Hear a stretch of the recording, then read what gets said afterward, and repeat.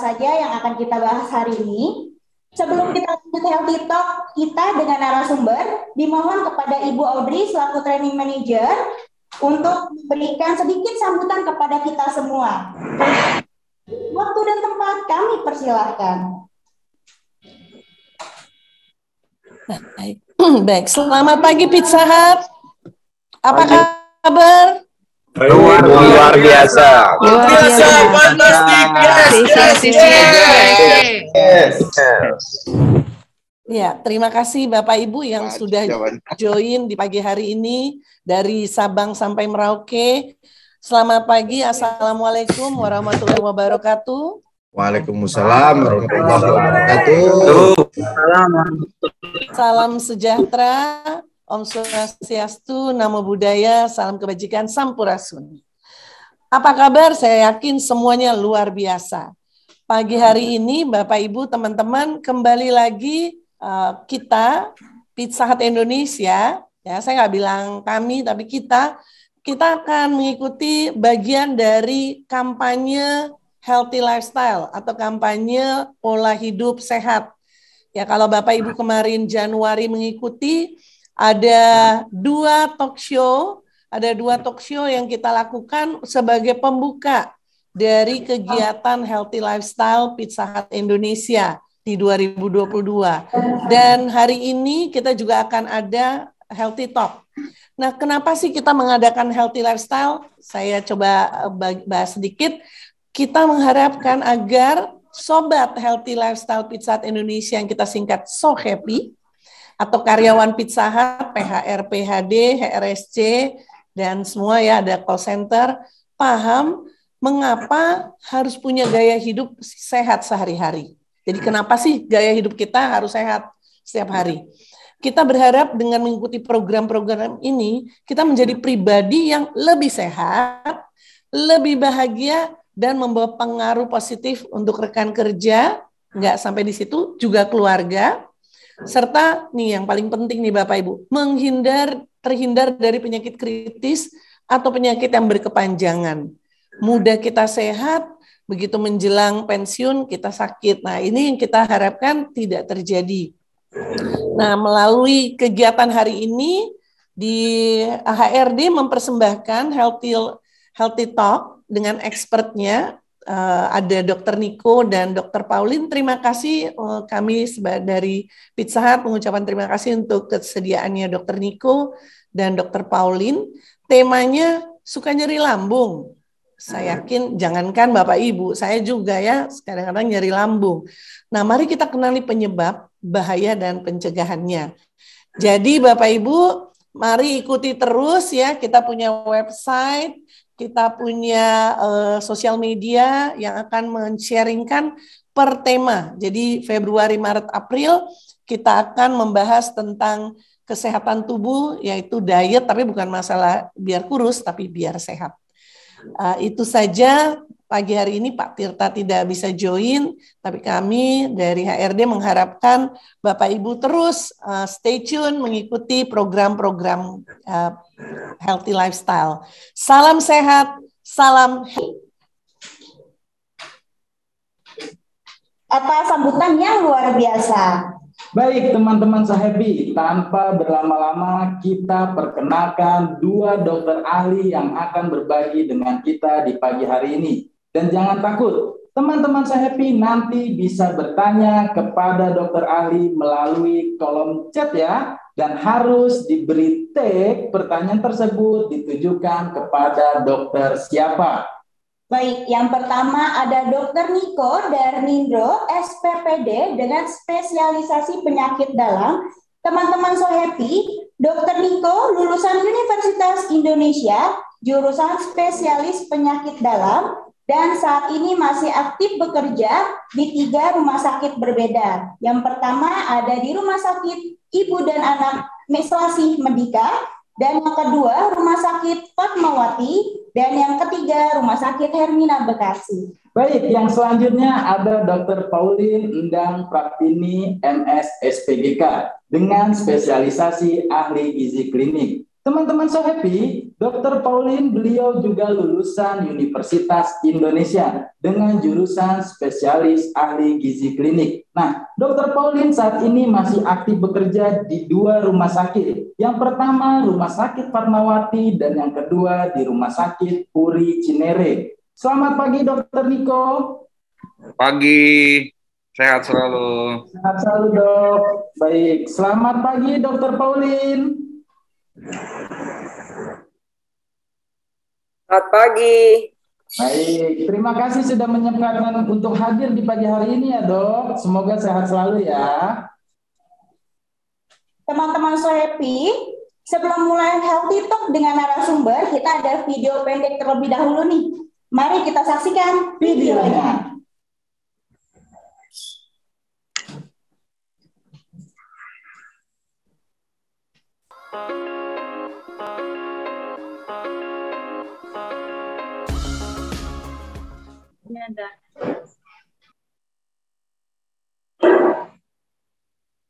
Abang ngopi aja nih. Kok kelihatannya pucet lemes gitu? Iya nih, kayaknya mas saya kambuh lagi. Nah, makanya kalau kerja itu harus makan juga. Jangan cuma minum kopi terus. Iya, saya lagi ngurangin makan juga. Badan saya udah agak gemukan. Kalau mau mengurangi berat badan, caranya bukan nggak makan, Bang. Emang gimana caranya? Mau tahu nggak caranya yang benar? Ayo, saksikan talk show Healthy Talk dengan tema Suka Nyeri Lambung. Kenali penyebab, bahaya, dan pencegahannya. Tuh kan, ternyata ada teman-teman kita yang masih keliru. Maka dari itu langsung saja kita minta untuk Dr. Niko dan Dr. Pauline memberikan penjelasan sesuai tema Healthy Talk kita pagi ini apa Pak Kiki? Suka nyeri lambung, kenali penyebab, bahaya, dan pencegahannya. Untuk yang pertama, kami persilakan Dr. Niko untuk memperkenalkan diri dan menyampaikan materinya. Silakan Dr. Niko. Oke, terima kasih semua. Sehat selalu ya. Jadi nanti pertama saya mohon maaf dulu kalau nanti dalam selama presentasi sedikit batuk-batuk karena memang lagi isoman juga ini. Kebetulan lagi isoman, tapi udah hari-hari yang terakhir sih sudah jauh lebih baik. Tinggal sisa batuk-batuk sedikit. Jadi kalau nanti saya agak batuk, mohon maaf ya. Jadi kalau ngomong agak panjang kadang suka masih batuk. Tapi berusaha akan menyampaikan materi dengan sejelas-jelas mungkin ya supaya satu kita punya mitos karena orang Indonesia itu lebih percaya mitos ya. Mitos itu benar-benar sudah mendarah daging dalam budaya kita, mitos itu. Jadi bagaimana kita bisa memperbaiki mitos itu yang benar seperti apa. Itu sih sebenarnya intinya supaya kita dalam pola makan, kemudian dalam mengenali sakit penyakit itu bisa tepat seperti itu. Ya, jadi saya izin share screen dulu ya. Sebentar share screen-nya. Saya share screen sebentar.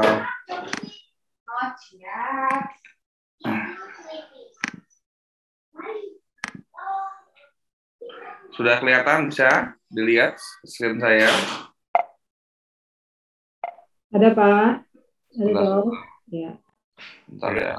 Oke ya, jadi mungkin saya dengan Dr. Pauline ini kami satu tim di Fatmawati memang, jadi saya bekerja sama. Dr. Pauline itu dulu guru saya juga, dan dia sangat ahli dalam bidang makan-makan, pola makan, gizi seperti itu. Cuman ini saling terkait ini dua hal ini. Jadi nyeri perut, orang bilangnya asam lambung, orang bilangnya dispepsia, ada orang bilang GERD. Itu bisa dia sebagai satu penyebab penyakit atau dia sebagai akibat penyakit.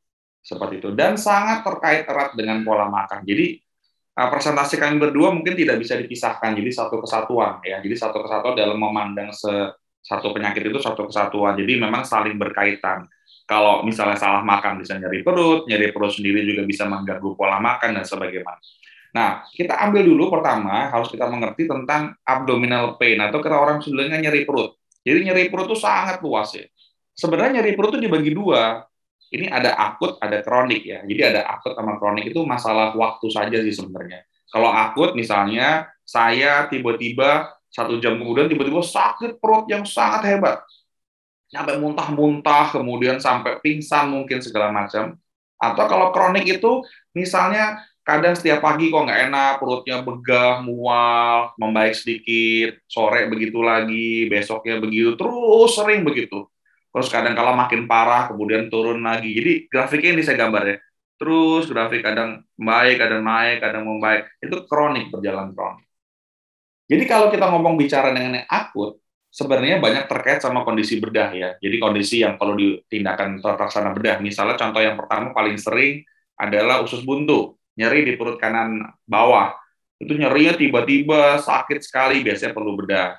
Atau nyeri di pinggang misalnya, nyeri pinggang ke perut, biasanya ada batu saluran kemih atau batu empedu misalnya. Jadi banyak terkait dengan kondisi bedah.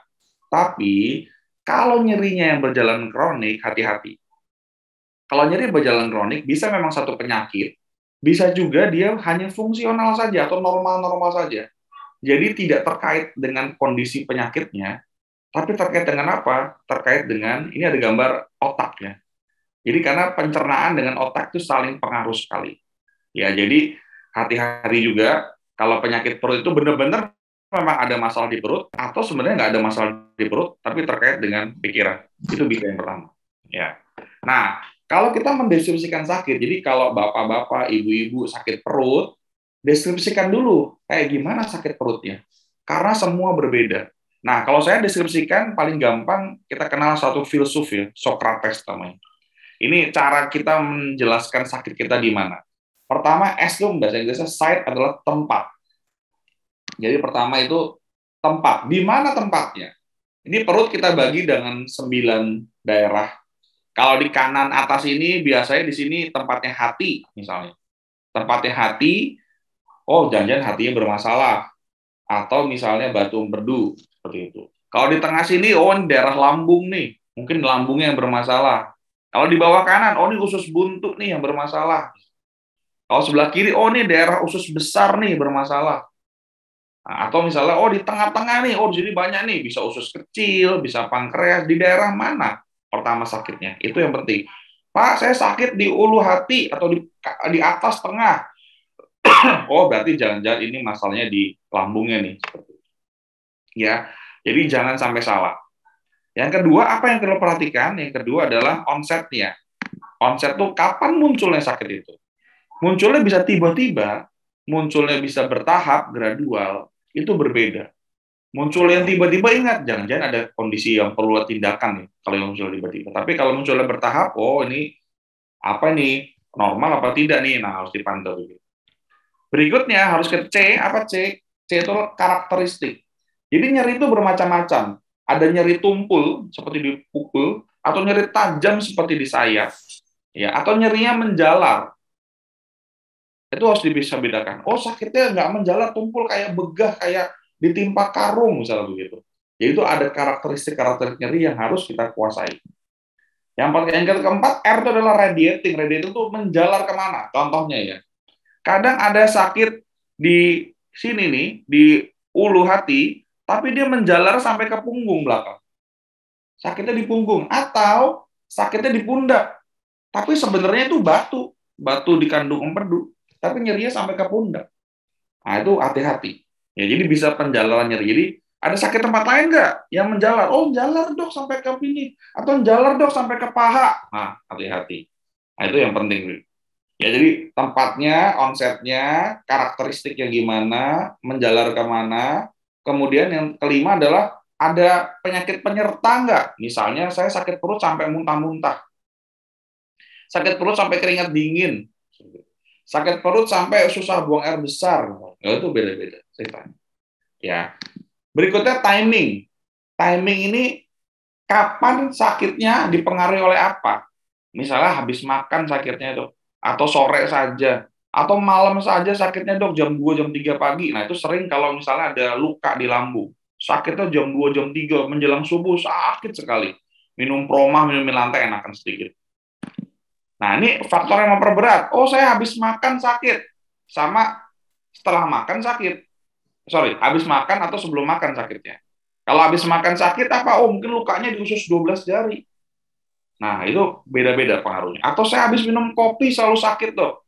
Seperti itu. Atau habis, mohon maaf, minum alkohol misalnya sakit. Jadi apa yang berat? Yang terakhir, seberapa berat dia sakitnya. severity, seberapa berat. Kita nilai biasanya dari 0 sampai 10. Kalau 10 tuh sakit banget nggak tertahan. Oh 10 dok, oh berarti sakitnya heboh banget. Jadi harus kita nilai.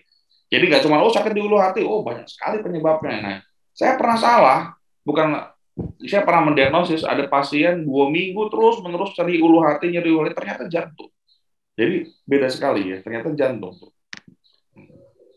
Nah ini, dari banyaknya itu kita akan spot di satu tempat ya, di daerah sini, yaitu di nyeri ulu hati. Ini adalah hal yang paling sering dirasakan. Nyeri ulu hati ini paling sering sebabnya lambung, bisa juga sebabnya dari sakit dari kerongkongan atau dari 12 jari, kira-kira sekitar situ. Karena ini yang paling banyak terjadi di masyarakat. Jadi kita sebutnya dia ini ya. Ada orang bilangnya gastritis, ada orang bilangnya dyspepsia, ada orang bilangnya heartburn, bilangnya seperti itu.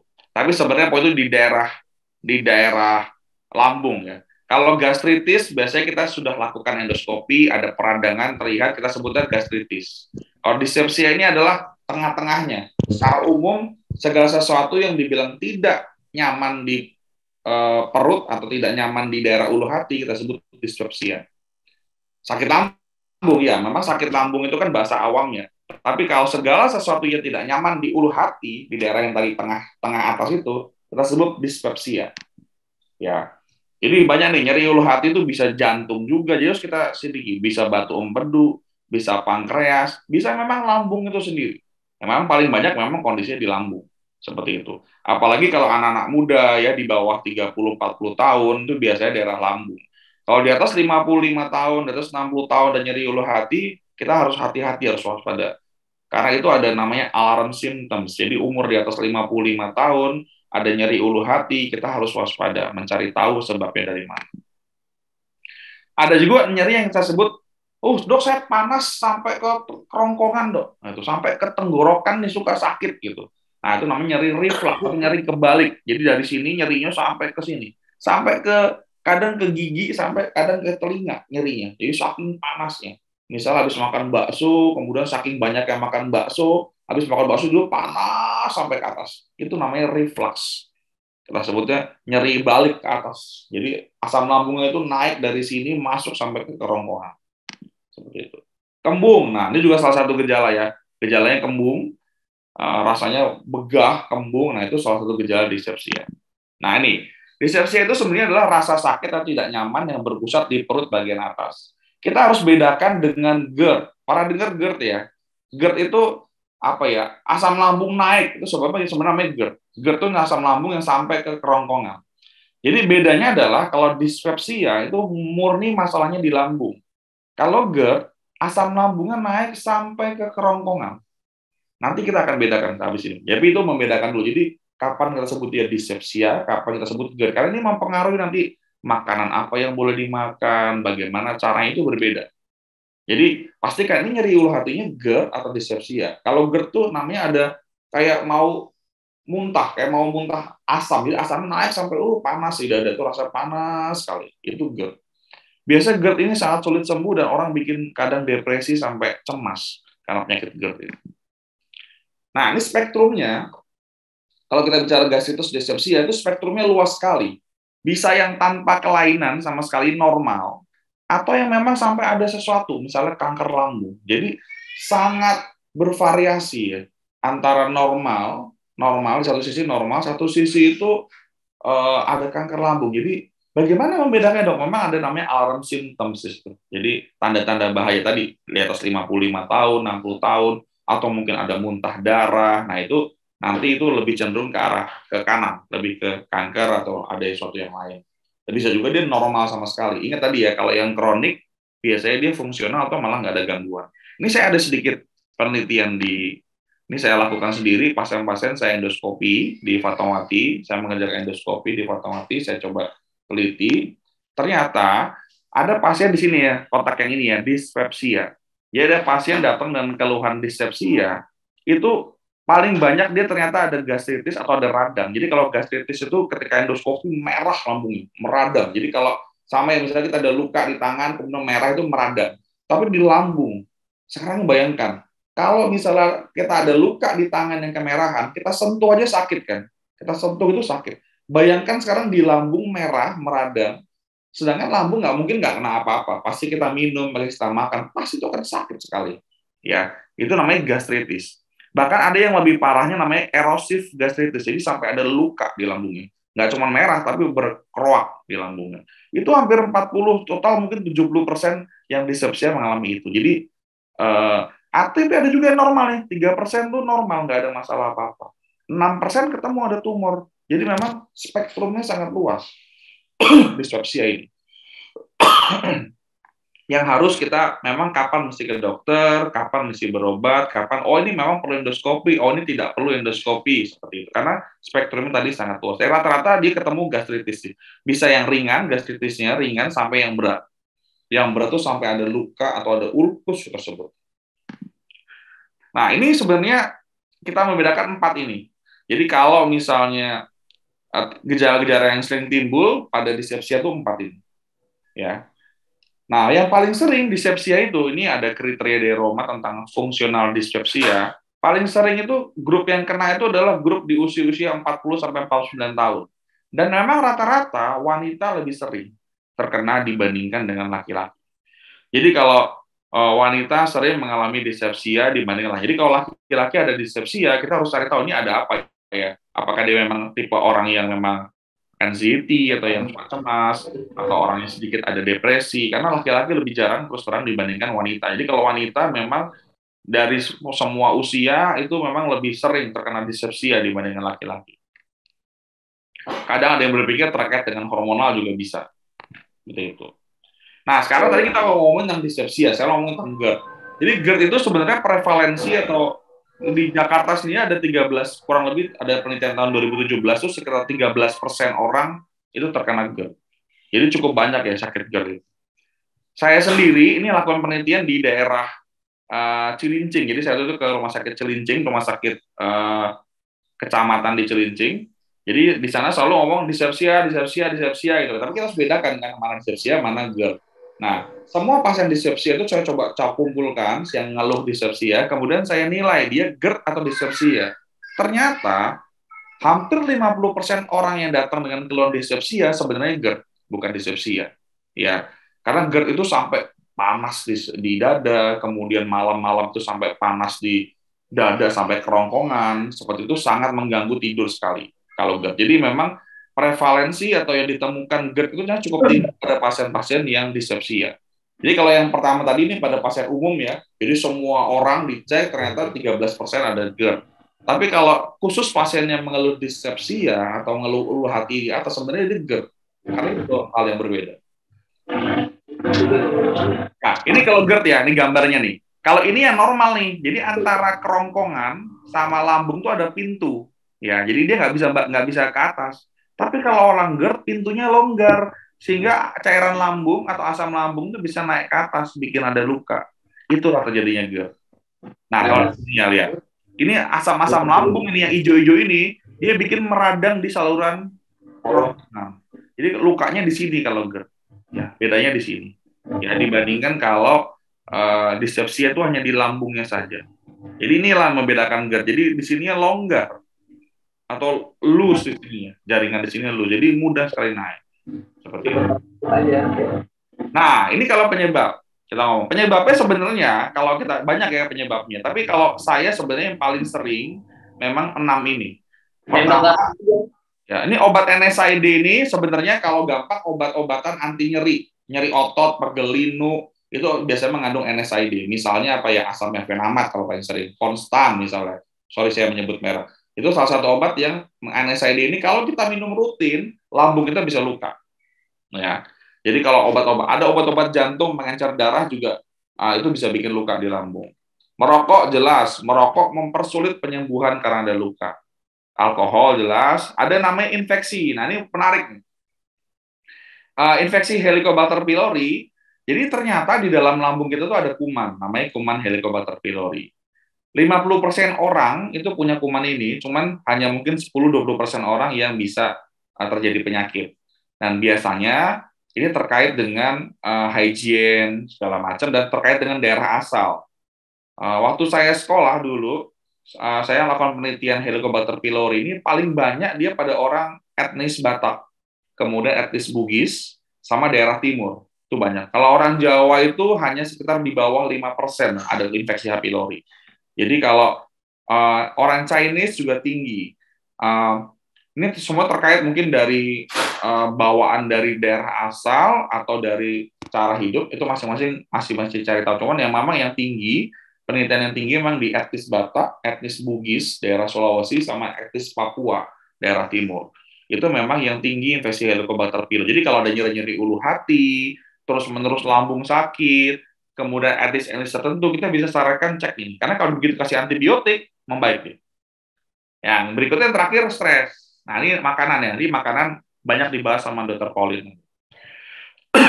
Nah ini yang spot-spot aja sih sama kopi. Kan sering ya kita kopi, apalagi tadi dibuka dengan kopi. Saya sendiri juga pagi biasa minum kopi. Cuma ada hubungan nggak sih kopi dengan, ada beberapa kontradiktif ya. Ada yang bilang, oh ini kopi bermasalah, kopi. Ini penelitian di UMS di Surakarta, dia sih tidak menemukan hubungannya antara kopi dengan dispepsia. Jadi ternyata orang minum kopi sama orang sakit lambung itu tidak saling berkaitan. Belum tentu memang tidak berkaitan, karena dalam penelitian ini sampelnya 62 sampel aja dilakukan penelitian, nyata nggak ada kaitannya. Bisa benar-benar tidak berkaitan, atau memang sampelnya kurang, bisa saja. Penelitian lain saya lihat di luar negeri, sebenarnya kopi bukan terkait sama dispepsianya, tapi kopi terkait dengan GERD. Jadi kalau memang minum kopi, lebih cenderung dia GERD-nya yang kambuh, bukan dispepsianya. Jadi ingat ya, karena dispepsia sama GERD sering kita terbalik-balik.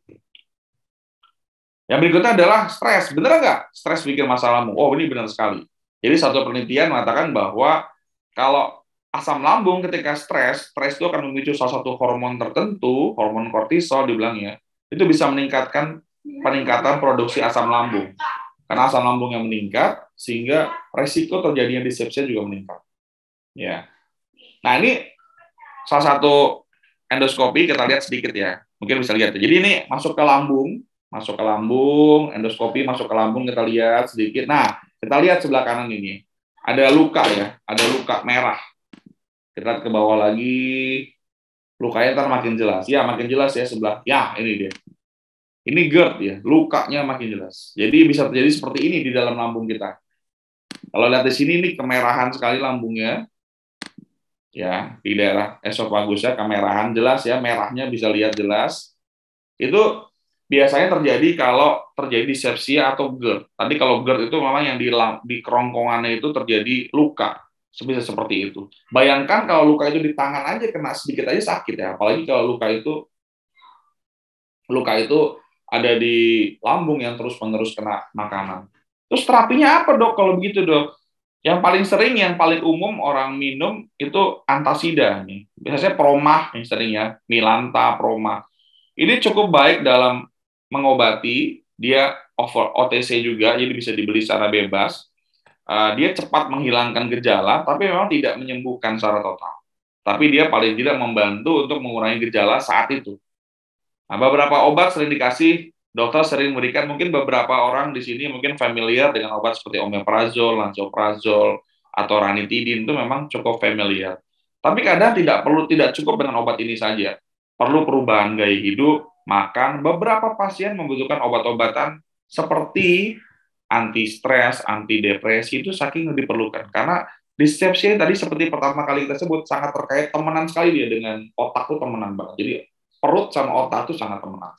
Ya. Nah, ini makanan terbanyak dibahas sama Dr. Pauline. Memang yang paling kita hindari ya makanan-makanan yang berlemak, bersantan, alkohol, seperti itu kita hindari. Karena dia secara, kalau dari penyakit dalam, melihat makanan itu, dia makin lama makanan itu ada di lambung, maka makin beresiko terjadinya dispepsia. Jadi kita harus makan makanan yang cepat keluar dari lambung. Nah, kalau makanan berlemak itu lama di lambungnya.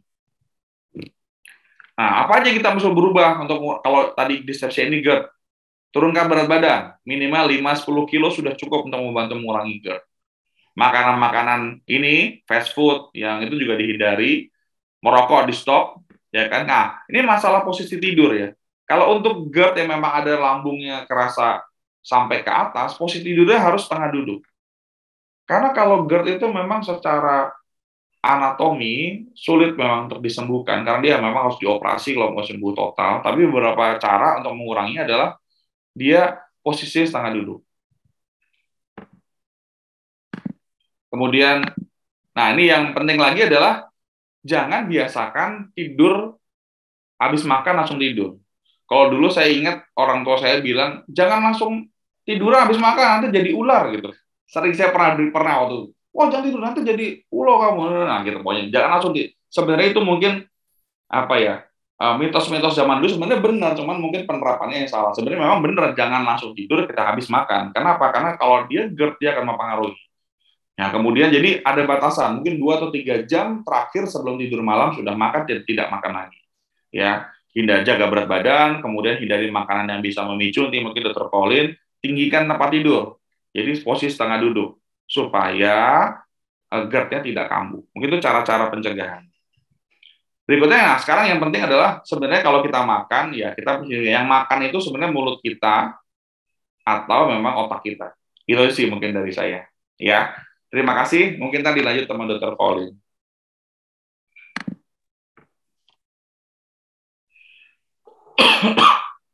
Nah, kebetulan udah ada nih ya pertanyaan langsung masuk.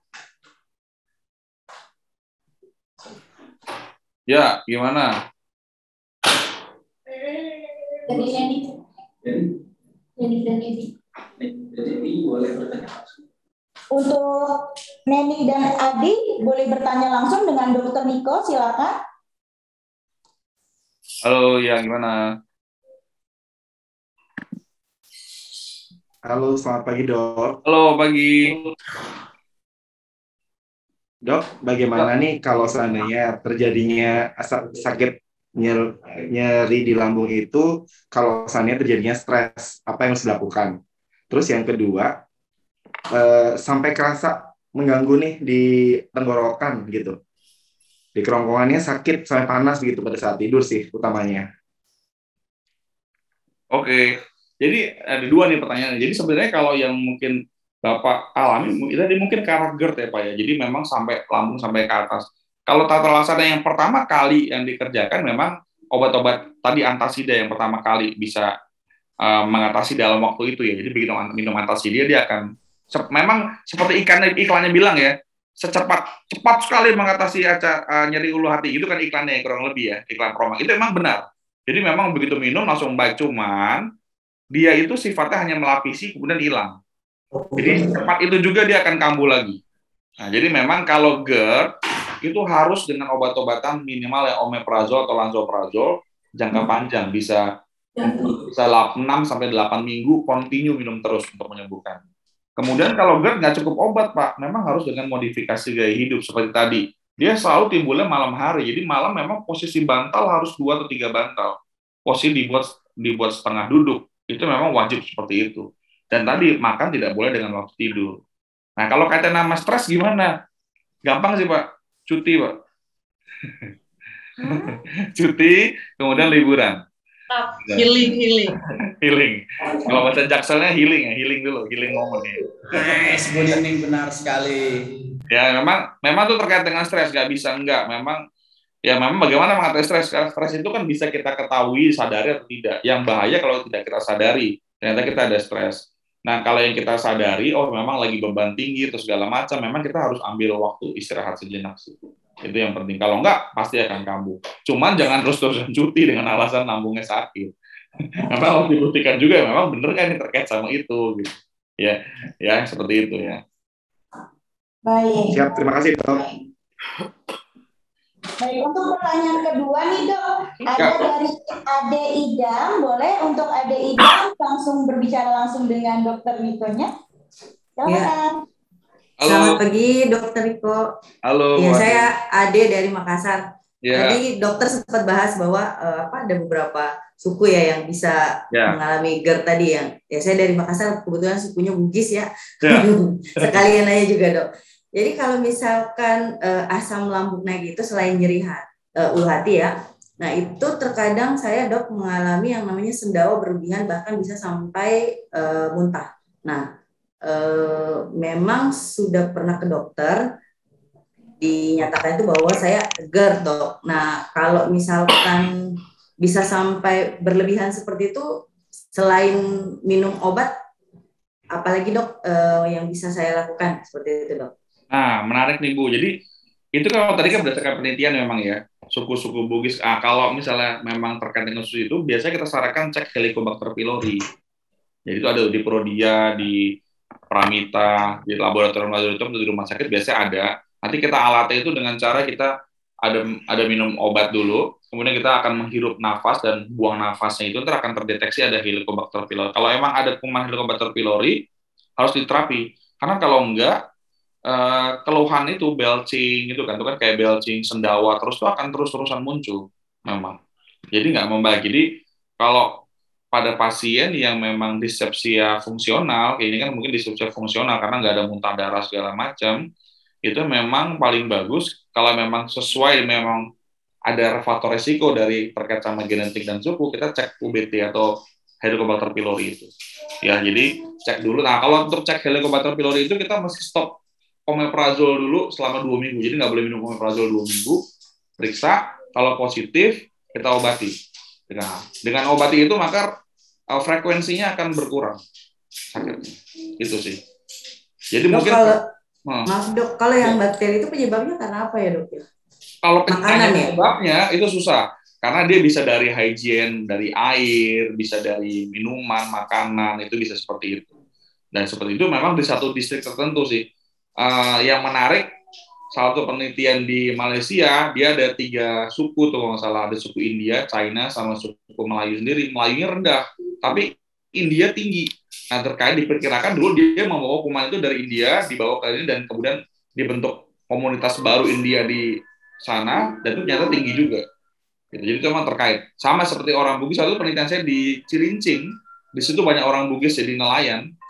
Itu tinggi di komunitas orang Bugisnya, tapi di komunitas orang Jawanya di situ rendah, orang Betawinya rendah, gitu. Dan di orang Bataknya tinggi deh. Dan ternyata penelitian di Samosir itu 70% dia ada kuman Helicobacter pylori. Jadi memang terkait dengan hal itu. Ya, jadi memang harus dicermati, memang nggak semuanya. Jadi kalau dia di Jakarta itu sangat rendah Helicobacter pylori, gitu. Terima kasih dok. Oke. Baik, Dokter Niko. Saya tanya nih dok. Ya. Sering juga ketika sakit perut diiringi gejala mual, kembung, pusing, dan muntah. Sebagian ada yang bilang ini penyakit angin duduk, dokter. Ada nggak sih penjelasan secara medis mengenai angin duduk? Bisa. Ya namanya angin duduk itu sebenarnya itu jantung. Jadi angin duduk itu serangan jantung. Jadi serangan jantung sama dispepsia itu juga mirip. Dalam artian begini. Jantung itu kalau jantung itu misalnya satu jantung begini, itu yang terkena serangan bisa macam-macam. Kalau terkena serangannya di bagian jantung yang bawah, maka keluhannya akan sangat mirip dengan dispepsia. Makanya tadi saya bilang, ketika dispepsia terjadi di umur-umur di atas 50 tahun, 55 tahun, kita mesti waspada. Jangan-jangan ini bukan dispepsia biasa. Jadi jantungnya harus dicek. Seperti tadi cerita saya 2 minggu pasien itu bolak-balik, dibilang dispepsia, ternyata jantung. Nah, jadi harus hati-hati, ya. Baik, terima kasih dokter. Baik dokter, ini ada pertanyaan lagi melalui chat. Pertanyaannya dari PHD Makam Haji Kertasura Solo. Boleh untuk PHD Makam Haji Kertasura Solo berbicara langsung dengan Dokter Niko. Oke, selamat pagi dok. Halo, selamat pagi Pak. Saya dekat Kleco Pak. Kalau dekat Kleco Pak, Kleco dekat Kertasuro. Dok, bertanya, untuk penyakit tipes yang saya alami itu kan tiba-tiba mual, muntah-muntah, apakah itu berpengaruh di penyakit lambungnya juga ya? Oke, terima kasih. Nah, tadi saya bilang pertama kalau ingat, dispepsia itu bisa satu penyebab atau dispepsia bisa satu akibat. Ya, bisa 2 ya. Bisa penyebab, bisa akibat. Kalau pada pasien-pasien yang demam, sakit infeksi, pasti dia akan mual juga. Dan mual itu bukan penyebab, tapi dia akibat. Jadi misalnya demam berdarah, tifus, kemudian ada mual-mual. Mualnya itu biasanya karena penyakitnya. Jadi akibat dari penyakitnya. Jadi kalau penyakitnya selesai, biasanya mualnya akan selesai. Itu aja sih. Ya, jadi nggak selalu dia sebagai penyebab. Ya. Jadi kalau dengan tipes demam berdarah itu harusnya dengan tipes yang membaik, mualnya membaik. Karena beberapa terkait dengan obat-obatan, antibiotik segala macam untuk tipes saya bisa bikin lambung nggak enak, Pak. Oke dok, makasih dok. Ya. Terima kasih Dokter Niko atas penjelasan dan materinya yang sangat luar biasa. Untuk teman-teman So Happy, nanti kita lakukan tanya jawab kembali ya. Tapi untuk saat ini kita dengarkan penjelasan dan materi dari Dokter Pauline terlebih dahulu. Untuk Dokter Pauline, persilahkan untuk memperkenalkan diri dan menyampaikan materinya. Silahkan Dokter Pauline. Pagi, dok. Sehat-sehat semuanya. Nih maaf ya karena masa pandemi jadi awalnya rencananya mau datang ke Pizza Hut yang di Kebun Jeruk, jadi dibatalin, kita dari Zoom dari rumah masing-masing. Terima kasih sekali karena memang COVID-nya lagi tinggi sekali. Jadi kami juga mesti menjaga ya, artinya menjaga semuanya supaya aman. Boleh share screen?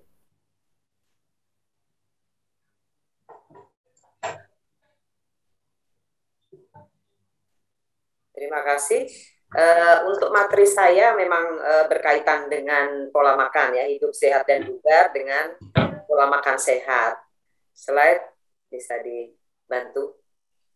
Hidup sehat dan bugar ya. Kalau kita bicara mengenai pola hidup sehat, kalau tidak bugar kayaknya kok nggak lengkap ya. Memang kalau cuma sehat saja sih, kalau tidak dibarengi dengan bugar kayaknya nggak nyaman hidup ini. Sehat saja banyak nih orang, tapi dengan bugar ini yang kita merasa badannya tuh benar-benar prima, rasanya benar-benar sudah siap nih setiap hari untuk melakukan aktivitas apapun kalau badannya bugar. Tapi kalau badannya tidak bugar, hanya sehat saja, mungkin yang memang nggak sakit tapi tidak bugar, rasanya kok ada sesuatu yang kurang gitu ya, males-malesan, agak-agak gimana gitu, seperti itu. Jadi memang yang paling penting adalah hidup sehat dan bugar. Dan kalau kita ingin mendapatkan hidup yang sehat dan bugar, kita harus mengikuti 4S. Slide. Sehat dan bugar. Nah, 4S ini terdiri dari yang pertama berpikir sehat, ya, kemudian istirahat sehat, aktivitas sehat, dan makan sehat. Slide. Slide. Tolong dibantu. Nah, berpikir sehat, kita bicara mengenai berpikir sehat ya. Berpikir sehat ini berpikiran positif ya. Jadi kita ini selalu harus positive thinking supaya bisa menghadapi segala sesuatu itu dengan nyaman. Apalagi kalau bekerjanya itu selalu berhubungan dengan orang lain, melayani orang lain, berkomunikasi dengan orang lain. Kalau kita selalu berpikir sehat, berpikir positif, itu semuanya akan berjalan dengan lancar, komunikasinya akan lancar, dan tentunya kalau komunikasi lancar, pekerjaan juga bisa diselesaikan dengan baik. Nah, berpikir sehat ini antara lain juga harus bisa mengendalikan stres ya. Kalau kita ini hidup di kota besar, katakan di Jakarta, kayaknya stres itu selalu ada ya, selalu muncul. Apalagi baru keluar rumah aja udah macet, itu sudah menimbulkan stres tersendiri. Belum stres-stres yang lainnya, apalagi di masa pandemi seperti ini, stresnya sangat kuat gitu ya. Tapi tentu saja semua itu harus bisa dikendalikan dengan ya kita banyak berdoa, ibadah yang seperti itu. Mudah-mudahan semuanya bisa terkendali dan pikirannya bisa juga berpikir secara sehat. Slide. Yang kedua adalah istirahat sehat ya. Dinamakan istirahat sehat itu bukan hanya istirahat yang ala kadarnya, maksudnya tidur ini memang harus cukup ya. Cukup, dibilang cukup itu kalau orang dewasa ya antara 6 sampai 8 jam per hari. Tujuannya apa kalau kita bisa istirahat sehat? Kalau istirahat sehat pastinya pada saat istirahat tubuh kita ini akan mengalami melakukan recovery ya, perbaikan. Jadi kalau istirahatnya kurang, tentu saja istirahat yang kurang ini tidak bisa digantikan dengan misalnya aku kurang tidur nih, tidurnya hanya berapa jam misalnya, hanya 4 jam. Bisa nggak ya aku yang 2 jam itu aku ganti dengan makan yang enak-enak? Tentu saja tidak bisa ya. istirahat, karena dalam kondisi istirahat itu tubuh kita melakukan recovery, perbaikan, sehingga hormon-hormonnya meningkat, pertumbuhan meningkat, kemudian juga akan menurunkan radikal bebas, sehingga kalau kita tidurnya cukup, badan kita akan terasa segar. Kalau kita tidurnya kurang, pasti loyo, pasti ada sesuatu yang kurang gitu ya. Bekerja juga rasanya kok nggak nyaman, karena rasa badan itu tidak sehat, tidak fit gitu kalau kekurangan tidur. Jadi istirahat atau tidur ini harus tercapai antara 6 sampai 8 jam per hari supaya badan kita bisa melakukan tugasnya dengan baik ya, perbaikan-perbaikan bisa dilakukan. Jadi tidak hanya kita ajak kerja terus ya tubuhnya ya. Jadi istirahat itu juga sangat diperlukan. Slide. Yang berikutnya adalah mengenai aktivitas sehat ya. Aktivitas sehat itu adalah selain aktivitas sehari-hari juga olahraga itu sangat penting. Untuk mendapatkan kebugaran ya hanya olahraga nih yang harus dilakukan.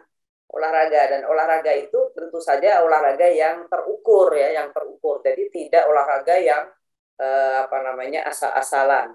Anjuran untuk olahraga sebenarnya cukup melakukan olahraga itu antara 30 sampai 60 menit dalam sehari ya.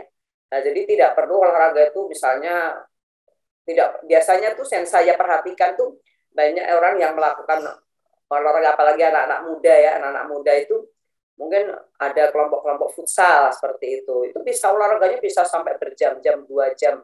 Padahal mungkin sebelum-sebelumnya juga tidak pernah latihan. Itu yang kadang-kadang bisa membuat badan itu mengalami overtraining ya, berlebih-lebihan olahraganya. Dan pastinya kalau olahraga yang berlebih-lebihan itu bukannya bagus ya, tapi justru pada saat olahraga yang berlebih-lebihan itu tubuh kita akan menghasilkan radikal bebas yang tinggi. Dan radikal bebas itu sifatnya merusak jaringan tubuh kita. Jadi olahraga itu tetap harus terukur. Jadi tidak boleh olahraga berlebih-lebihan. Misalnya nih olahraga yang katakan yang sekarang lagi ngetren, olahraga sepedaan tuh ya. Sepedaan tuh sekarang lagi ngetren banget kan. Nah, orang melakukan aktivitas tersebut harus bertahap ya, harus bertahap. Jadi jangan sampai terjadi hal-hal yang tidak diinginkan. Katakan orang tidak pernah olahraga nih, tidak pernah bersepeda, tiba-tiba ketemu temannya yang memang sudah terbiasa melakukan aktivitas olahraga dengan sepeda. Terus diajakin, ayo ikutan klub gitu, seperti itu. Nah, ini belum pernah olahraga, belum pernah latihan, kemudian ikut klub, terus melakukan touring, katanya touring biasanya tuh klub-klub sepeda itu kalau melakukan touring itu bisa jaraknya bisa berkilo-kilometer ya, puluhan kilometer, bahkan mungkin bisa keluar kota. Misalnya kalau dari Jakarta ke Puncak misalnya seperti itu sangat bahaya sebenarnya kalau bagi orang-orang yang tidak pernah melakukan olahraga kemudian mendadak dia melakukan olahraga dengan intensitas yang tinggi. Yang seperti itu sangat membahayakan, sehingga bisa jantungnya tidak bisa mengikuti apa yang dimaui, sehingga bisa kadang-kadang terjadi serangan jantung dan orang bisa tiba-tiba jatuh gitu ya, kemudian meninggal.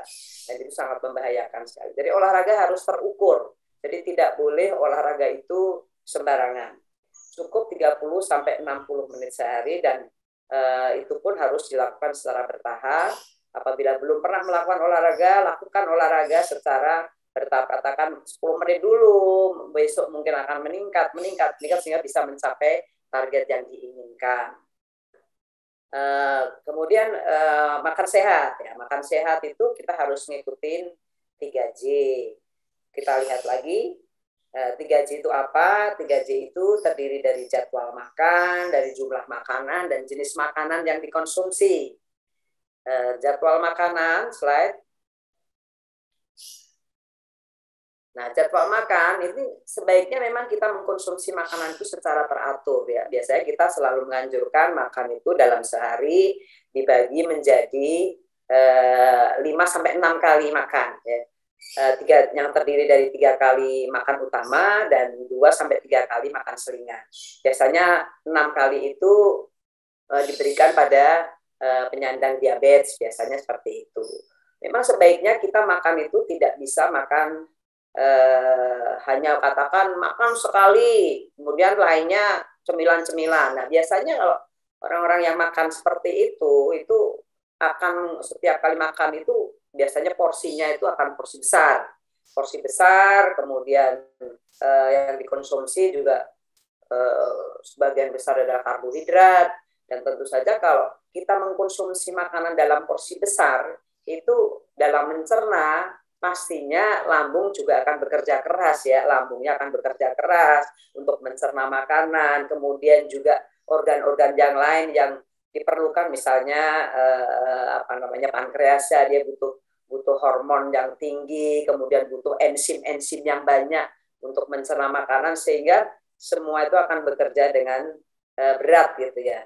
Dan kalau seperti itu pastinya kalau dalam jangka panjang tuh melakukan pola makan yang seperti itu, makan dengan porsi besar seperti itu akan menyebabkan gangguan-gangguan lambung seperti yang tadi diceritakan oleh dokter itu, bisa saja akan mengalami dispepsia atau GERD ya, seperti itu.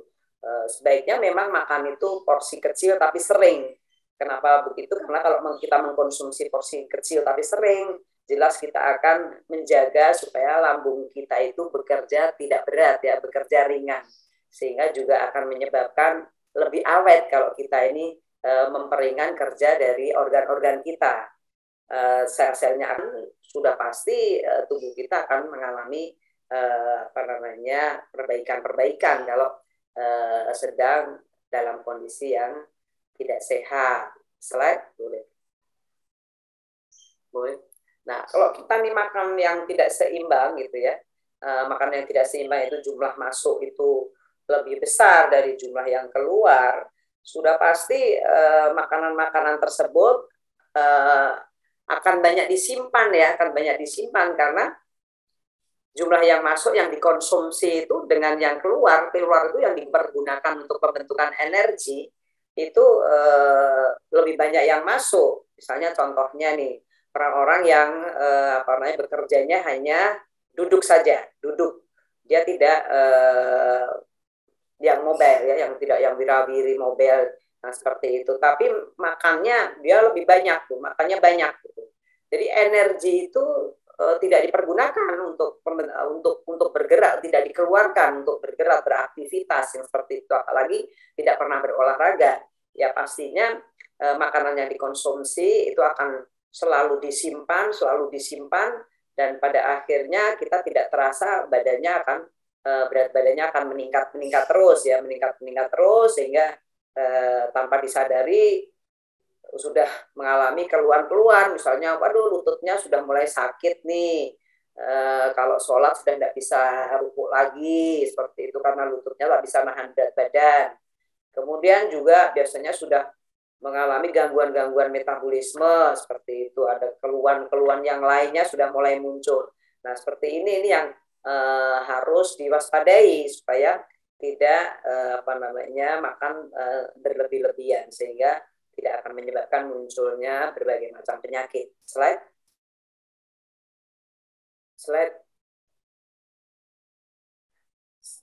Nah, kalau sebaliknya kalau makan itu lebih sedikit ya dari yang kebutuhan yang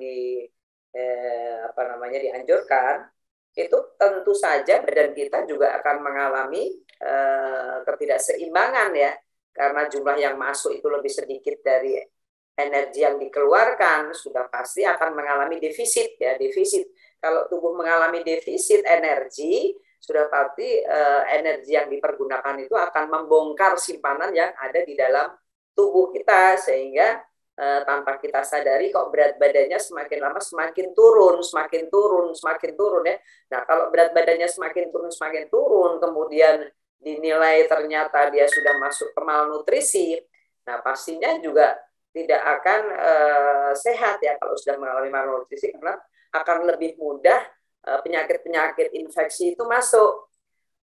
Bisa gampang sekali terkena misalnya seperti penyakit TBC yang umum didapat di orang-orang yang kekurangan nutrisi yang seperti itu. Ini sebenarnya juga membahayakan. Memang sebaiknya makan itu seimbang ya. Slide. Makan itu harus seimbang ya. Jadi yang masuk seimbang dengan yang keluar sehingga berat badan itu normal, tidak gemuk tapi juga tidak kurus seperti pada gambar. Slide. Bagaimana caranya kita memantau ya kecukupan kalorinya? Nah, cara kita memantau kecukupan kalorinya itu dengan cara kita mengukur indeks massa tubuh kita. Indeks massa tubuh kita. Jadi masing-masing bisa mengukur ya, masing-masing bisa mengukur berat badannya berapa sih, tinggi badannya berapa. Kemudian kita lihat nih indeks massa tubuhnya berapa. Ada rumusnya ini ya, berat badan untuk mengetahui indeks massa tubuh itu dengan berat badan dalam kilo dibagi tinggi badan dalam meter dikuadratkan. Nah, nanti ketemunya berapa nih? Seperti itu, slide.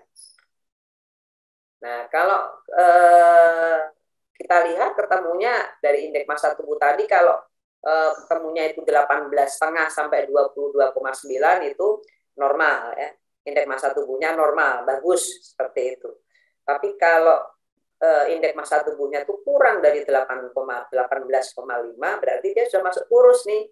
Kurus. Nah, kurus nanti kalau masuk ke kurus itu akan dinilai lagi tuh kurus itu termasuk yang malnutrisi sedang, ringan, sedang, berat juga ya seperti itu. Jadi ada kriteria lagi kalau misalnya kurus yang ringan itu antara 17 sampai 18,4 misalnya gitu. Kemudian kalau sedang itu antara 16 sampai 17. Kalau berat ya sudah di bawah 16 ya, di bawah 16 itu sudah termasuk kurus yang berat. Tapi kalau masuknya itu kegemukan saja, overweight ya. Overweight itu apabila indeks massa tubuhnya itu antara 23 sampai 24,9. Sedangkan kalau sudah masuk ke obesitas itu ada dua tingkatan, grade 1 dan grade 2. Kalau grade 1 itu indeks massa tubuhnya 25 sampai 29,9 dan obesitas grade 2 itu indeks massa tubuhnya 30. Nah, biasanya kalau sudah masuk ke obesitas ini sudah mulai muncul biasanya gangguan-gangguan metabolisme. Jadi misalnya bisa saja muncul diabetes, muncul kolesterol dan sebagainya. Dan kalau sudah mengalami obesitas untuk menurunkan berat badannya, waduh perlu upaya yang sangat kuat ya, sudah pasti itu karena harus menurunkan ke arah normal itu cukup banyak pasti penurunan berat badannya. Slide. Nah, ternyata ada juga kriteria kegemukan yang kita ukur dari lingkar perutnya. Ini menurut Asia Pasifik, dari orang-orang Asia termasuk Indonesia tentunya.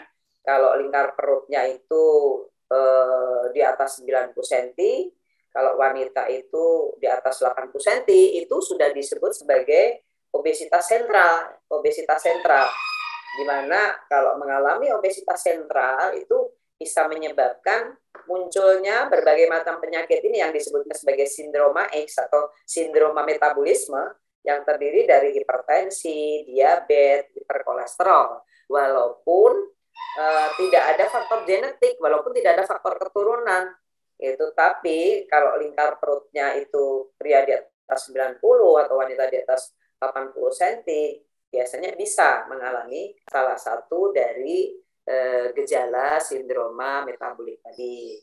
Slide. Nah, ini hanya sedikit saya mengulas sebenarnya ini Dr. Niko. Hipertensi hanya kriterianya aja.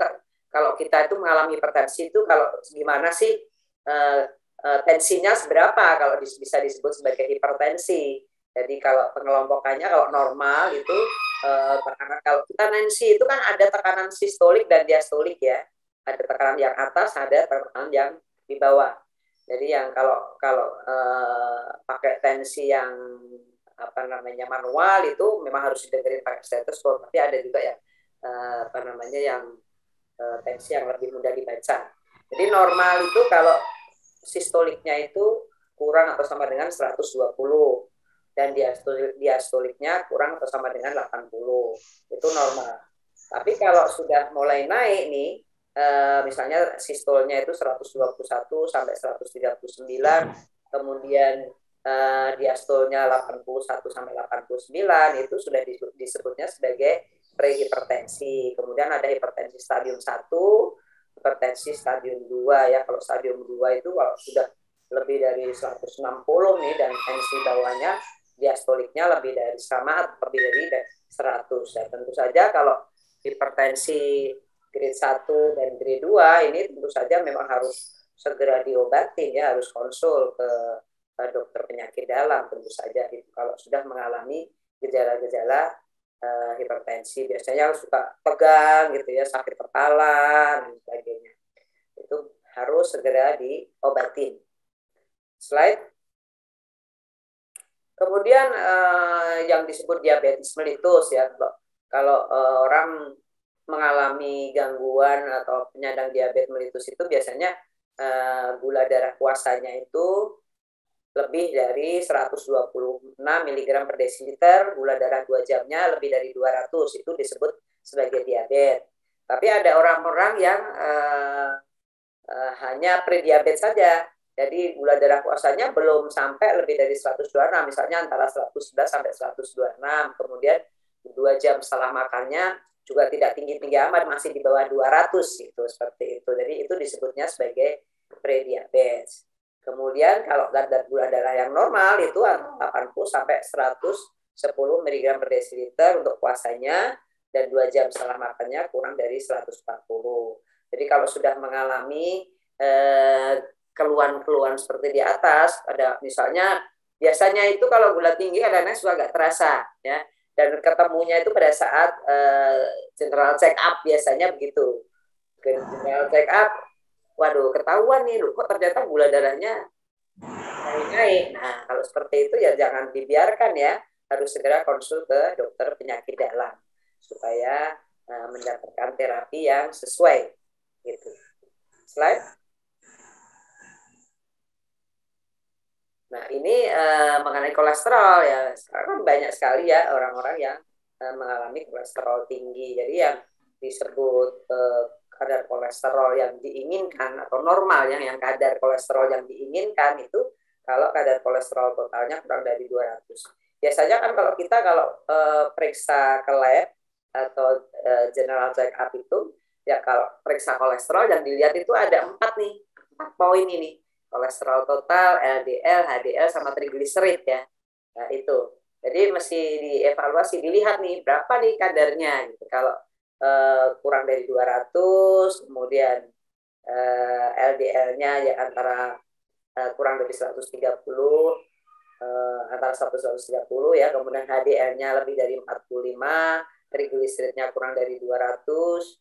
Kalau belum pernah sakit jantung, kalau dengan sakit jantung harus kurang lebih rendah lagi, kurang dari 150, berarti memang sudah normal, sudah terkontrol dengan baik. Tapi kalau lebih dari itu ya mesti harus dievaluasi, dilihat berapa nih termasuk yang diwaspadai atau yang berbahaya.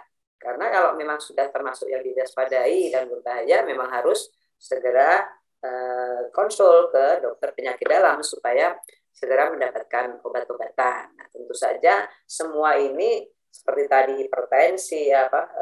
hipertensi, kemudian diabetes dan kolesterol tinggi, ini sebenarnya semuanya juga berhubungan dengan pola makan sehat begitu. Pola makan sehat sangat berhubungan. Kemudian mengenai jenis makanan ya, kalau kita perhatikan gambar ini ya, piramida makanan, kalau kita lihat yang paling dasar ya, yang paling banyak itu yang di bawah itu merupakan sumber karbohidrat. Jadi jenis makanan itu terdiri dari karbohidrat, protein, lemak, vitamin, dan mineral. Nah, kalau kita lihat piramidanya, ternyata karbohidrat itu merupakan yang paling banyak dikonsumsi ya, paling dasar.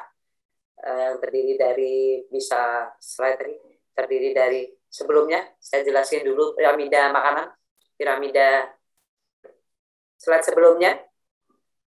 Nah, mengenai piramida ini yang paling banyak yang dikonsumsi merupakan sumber karbohidrat ya. Kenapa? Karena memang karbohidrat itu yang paling utama sebagai untuk pembentukan energi. Kemudian ada di atasnya ada sayur-sayuran dan buah-buahan, ini masih termasuk karbohidrat, namun karbohidratnya adalah karbohidrat kompleks.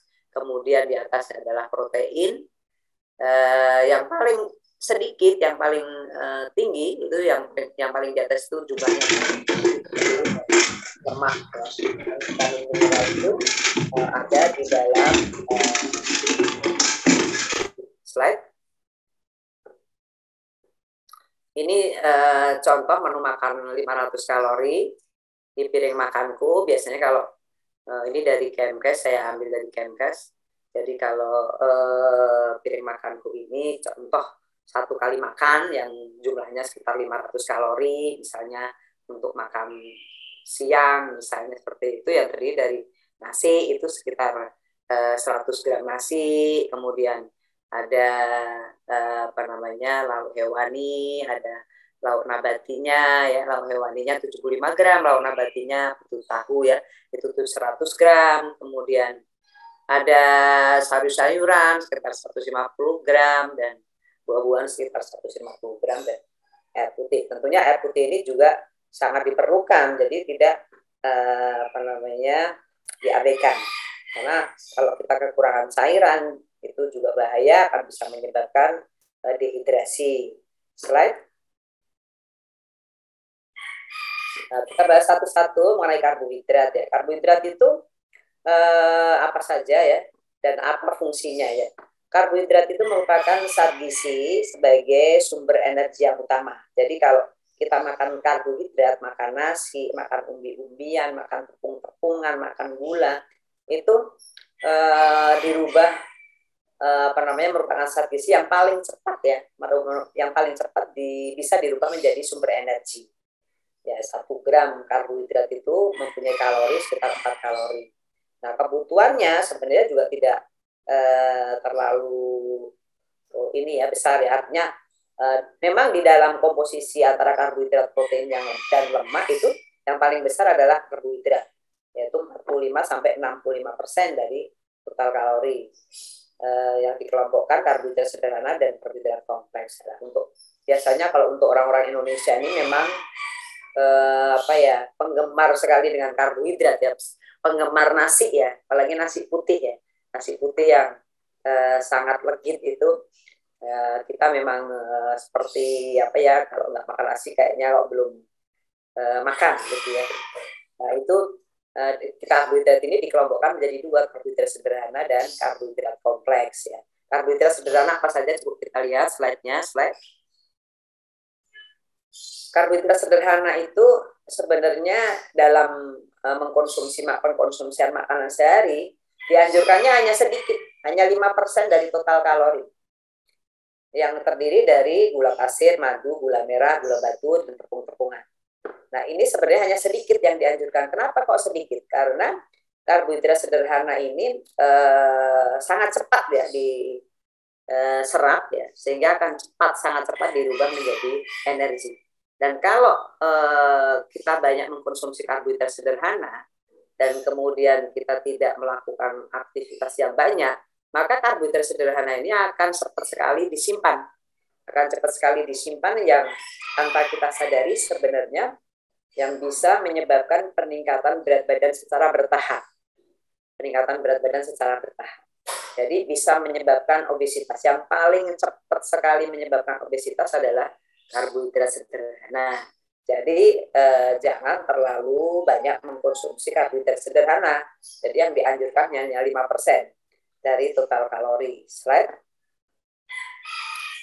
Kemudian karbohidrat kompleks ya, karbohidrat kompleks ini yang paling utama dianjurkan karena merupakan karbohidrat yang baik ya, merupakan sumber vitamin dan mineral ya. Sumbernya apa saja ya, termasuk sereal, sebenarnya termasuk nasi juga, umbi-umbian, sayur-sayuran, buah-buahan. Namun pengkonsumsian karbohidrat ini sebaiknya memang yang sifatnya yang berserat banyak, sehingga sangat menguntungkan. Karena kalau kita mengkonsumsi karbohidrat kompleks, yang utama itu kita tidak akan menyebabkan kebutuhan insulinnya itu akan meningkat, sehingga bisa tidak membahayakan, seperti tidak akan menyebabkan munculnya penyakit metabolisme seperti diabetes mellitus. Slide. Nah, kalau kita lihat perbedaannya antara karbohidrat kompleks dan karbohidrat sederhana, Jadi kalau karbohidrat sederhana itu dibilang jelek, ya karbohidrat yang jelek. Kenapa? Karena dia mempunyai indeks glikemik yang rendah. Dia tidak mengandung serat sama sekali ya. Mempunyai indeks glikemik yang tinggi maksudnya. Kenapa disebut tinggi indeks glikemiknya? Karena kalau kita mengkonsumsi karbohidrat sederhana ini dalam jumlah yang banyak, maka akan menyebabkan peningkatan kadar gula darah dalam jumlah yang cepat ya, dalam jumlah yang banyak, sehingga bisa menyebabkan kadar gulanya tuh melejit. Apalagi kalau yang mempunyai atau kecenderungannya kadar gula darahnya tinggi, sehingga bisa menyebabkan kadar gulanya semakin meningkat. Kemudian dia tidak juga seratnya nggak ada. Nah kalau seratnya nggak ada, biasanya akan penyerapannya cepat sekali, sehingga dia akan cepat sekali menaikkan gula darah. Nah, berbeda dengan karbohidrat yang kompleks ya. Kalau karbohidrat kompleks itu biasanya seratnya tinggi ya. Kemudian dia tidak akan menyebabkan peningkatan kadar gula darah yang meningkat ya, karena dia termasuk yang low glycemic index. Jadi indeks glikemiknya rendah. Jadi dia kalau dikonsumsi tidak akan meningkatkan kadar gula darah dengan cepat. Ini sangat penting karbohidrat kompleks ini. Jadi dia akan dia selain itu dia juga banyak seratnya, sehingga menyebabkan rasa kenyangnya menjadi lebih lama. Sehingga kita tidak terlalu berkeinginan untuk nyemil makanan-makanan yang yang tidak diperlukan. Jadi kalau misalnya nih, biasanya nih kalau kita ini, kalau saya perhatikan ini ya, banyak orang itu kebiasaan kalau berangkat kerja itu nggak makan. Biasanya begitu. Kadang-kadang itu karena apa? Karena berangkatnya terlalu pagi, kemudian keluarga mungkin belum menyiapkan sarapan, sehingga dia harus berangkat pagi, dia langsung berangkat. Nah, nanti sampai kantor, biasanya yang dibeli adalah beli gorengan-gorengan gitu ya, yang gorengannya, atau beli kue-kue yang sebenarnya kalau kita bandingkan, kalau kita sarapan dengan mengkonsumsi makanan-makanan yang cemilan-cemilan seperti itu, sebenarnya kalorinya jauh lebih banyak kalau kita mengkonsumsi cemilan-cemilan itu, karena yang kita konsumsi itu sumbernya adalah sumber karbohidrat sederhana, kue-kue yang seperti itu. Dia rasanya itu kalau makan kue-kue itu rasanya nggak kenyang-kenyang, sehingga kita makannya menjadi lebih banyak dibandingkan kalau kita makan sarapan, makan nasi dengan sayur-sayuran gitu ya, terbatas. Tapi kalau makan kue-kue, makan cemilan-cemilan, makan gorengan, rasanya nggak kenyang-kenyang, sehingga kalau beli satu kantong itu juga habis sendirian, kadang-kadang seperti itu. Nah, itu yang tanpa kita sadari sebenarnya akan menyebabkan secara lambat laun, akan menyebabkan peningkatan berat badan yang tidak kita sadari, sehingga akan lambat laun juga akan memunculkan penyakit-penyakit degeneratif ya, penyakit-penyakit yang bukan infeksi, yang bisa menyebabkan keluhan yang cukup bermakna gitu. Slide berikutnya. Nah, yang berikutnya adalah mengenai protein ya. Protein itu bahan dasarnya ada dua jenis ya, ada hewannya dan nabati ya. Kemudian fungsinya protein ini untuk pembentukan sel-sel baru ya, pembentukan hormon-hormon, pembentukan enzim, pembentukan sel-sel darah, jaringan-jaringan, untuk perbaikan-perbaikan ya, itu sangat membutuhkan protein. Juga untuk meningkatkan daya tahan tubuh, dan itu juga sangat membutuhkan protein.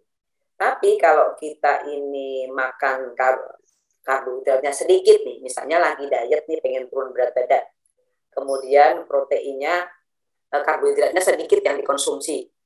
Nah, kalau karbohidrat sedikit yang dikonsumsi, itu protein juga bisa dipecah menjadi energi ya, bisa digunakan menjadi sumber energi, di mana 1 gramnya menghasilkan 4 kalori.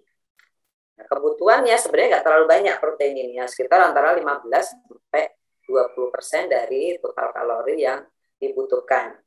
Jadi tidak terlalu berlebih-lebihan makan protein, karena kalau kita makan protein berlebih-lebihan, protein ini dalam metabolismenya akan menghasilkan sampah ya, sampah dalam bentuk ureum ya, dalam bentuk ureum. Nah, ini sampah ini kalau terlalu banyak kan sampahnya akan dikeluarkan melalui ginjal. Sehingga kalau kita mengkonsumsi protein dalam jumlah yang berlebih-lebihan, maka akan menyebabkan beban ginjalnya menjadi tinggi.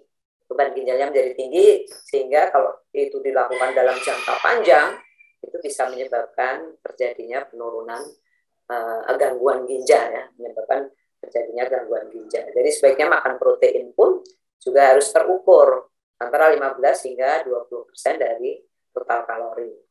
Ada dua macam, ada hewani, ada nabati. Hewani itu pastinya yang berasal dari hewan, kalau nabati yang berasal dari tumbuh-tumbuhan.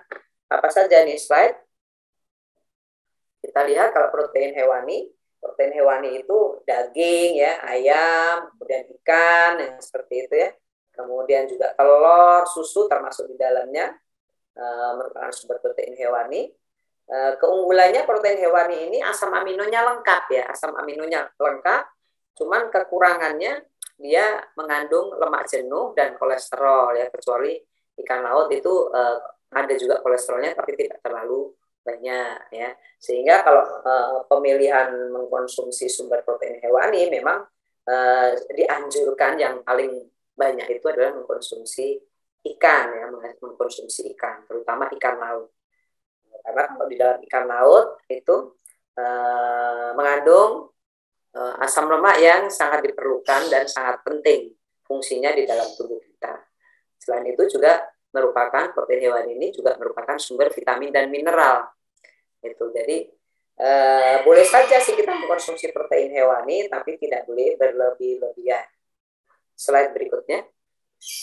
Nah, kalau protein nabati itu terdiri dari kacang-kacangan, ya, tahu tempe, kacang merah, itu dan kacang-kacangan yang lain itu merupakan sumber protein nabati. Di dalam protein nabati ini asam aminonya kurang begitu lengkap, ya, kurang begitu lengkap. Tapi dia akan menjadi lengkap kalau kita konsumsi bersamaan dengan sereal. Misalnya tahu tempe nih, protein kedelai. Protein kedelai itu asam aminometioninnya itu rendah, tapi asam aminometionin itu tinggi di dalam nasi, gitu. Jadi kalau kita mengkonsumsi nasi dengan tahu tempe nggak ada masalah, ya, karena itu akan saling melengkapi, sehingga kita juga tidak akan kekurangan asam amino yang diperlukan untuk pembentukan sel-sel baru di dalam tubuh kita. Dan keuntungannya di dalam protein nabati ini dia tidak mengandung kolesterol, ya. Mesti diingat bahwa protein nabati memang tidak mengandung kolesterol. Semua yang berasal dari nabati, dari tumbuh-tumbuhan itu tidak ada kolesterolnya. Jadi jangan keliru, ya. Dan kolesterol itu hanya ada di protein hewani, sumber protein hewani. Selain itu juga merupakan sumber vitamin dan mineral. Mengandung asam lemak yang tidak jenuh. Jadi asam lemak yang tidak jenuh itu asam lemak yang sangat bagus, ya, sangat bagus, yang sangat diperlukan oleh tubuh kita. Slide. Kemudian mengenai lemak, ya, lemak ini bukannya tidak penting, ya, lemak itu termasuk yang penting juga. Lemak itu merupakan sumber energi yang terbesar. Di dalam 1 gramnya itu bisa menghasilkan 9 kalori. Kebutuhannya lumayan, ini antara 30-35% dari kalori total. Ada lemak ini jenisnya macam-macam, banyak, dikelompok-kelompokkan, ya. Ada lemak jenuh dan lemak yang tidak jenuh. Lemak yang jenuh itu tidak boleh dikonsumsi terlalu banyak, hanya kurang dari 10%, ya, mengkonsumsi lemak jenuh. Karena lemak jenuh itu banyak terdapat pada misalnya tadi daging-daging merah, ya, gitu, ya. Misalnya sosis, ya, burger itu banyak mengandung lemak yang jenuh. Kemudian selain itu juga minyak goreng yang berasal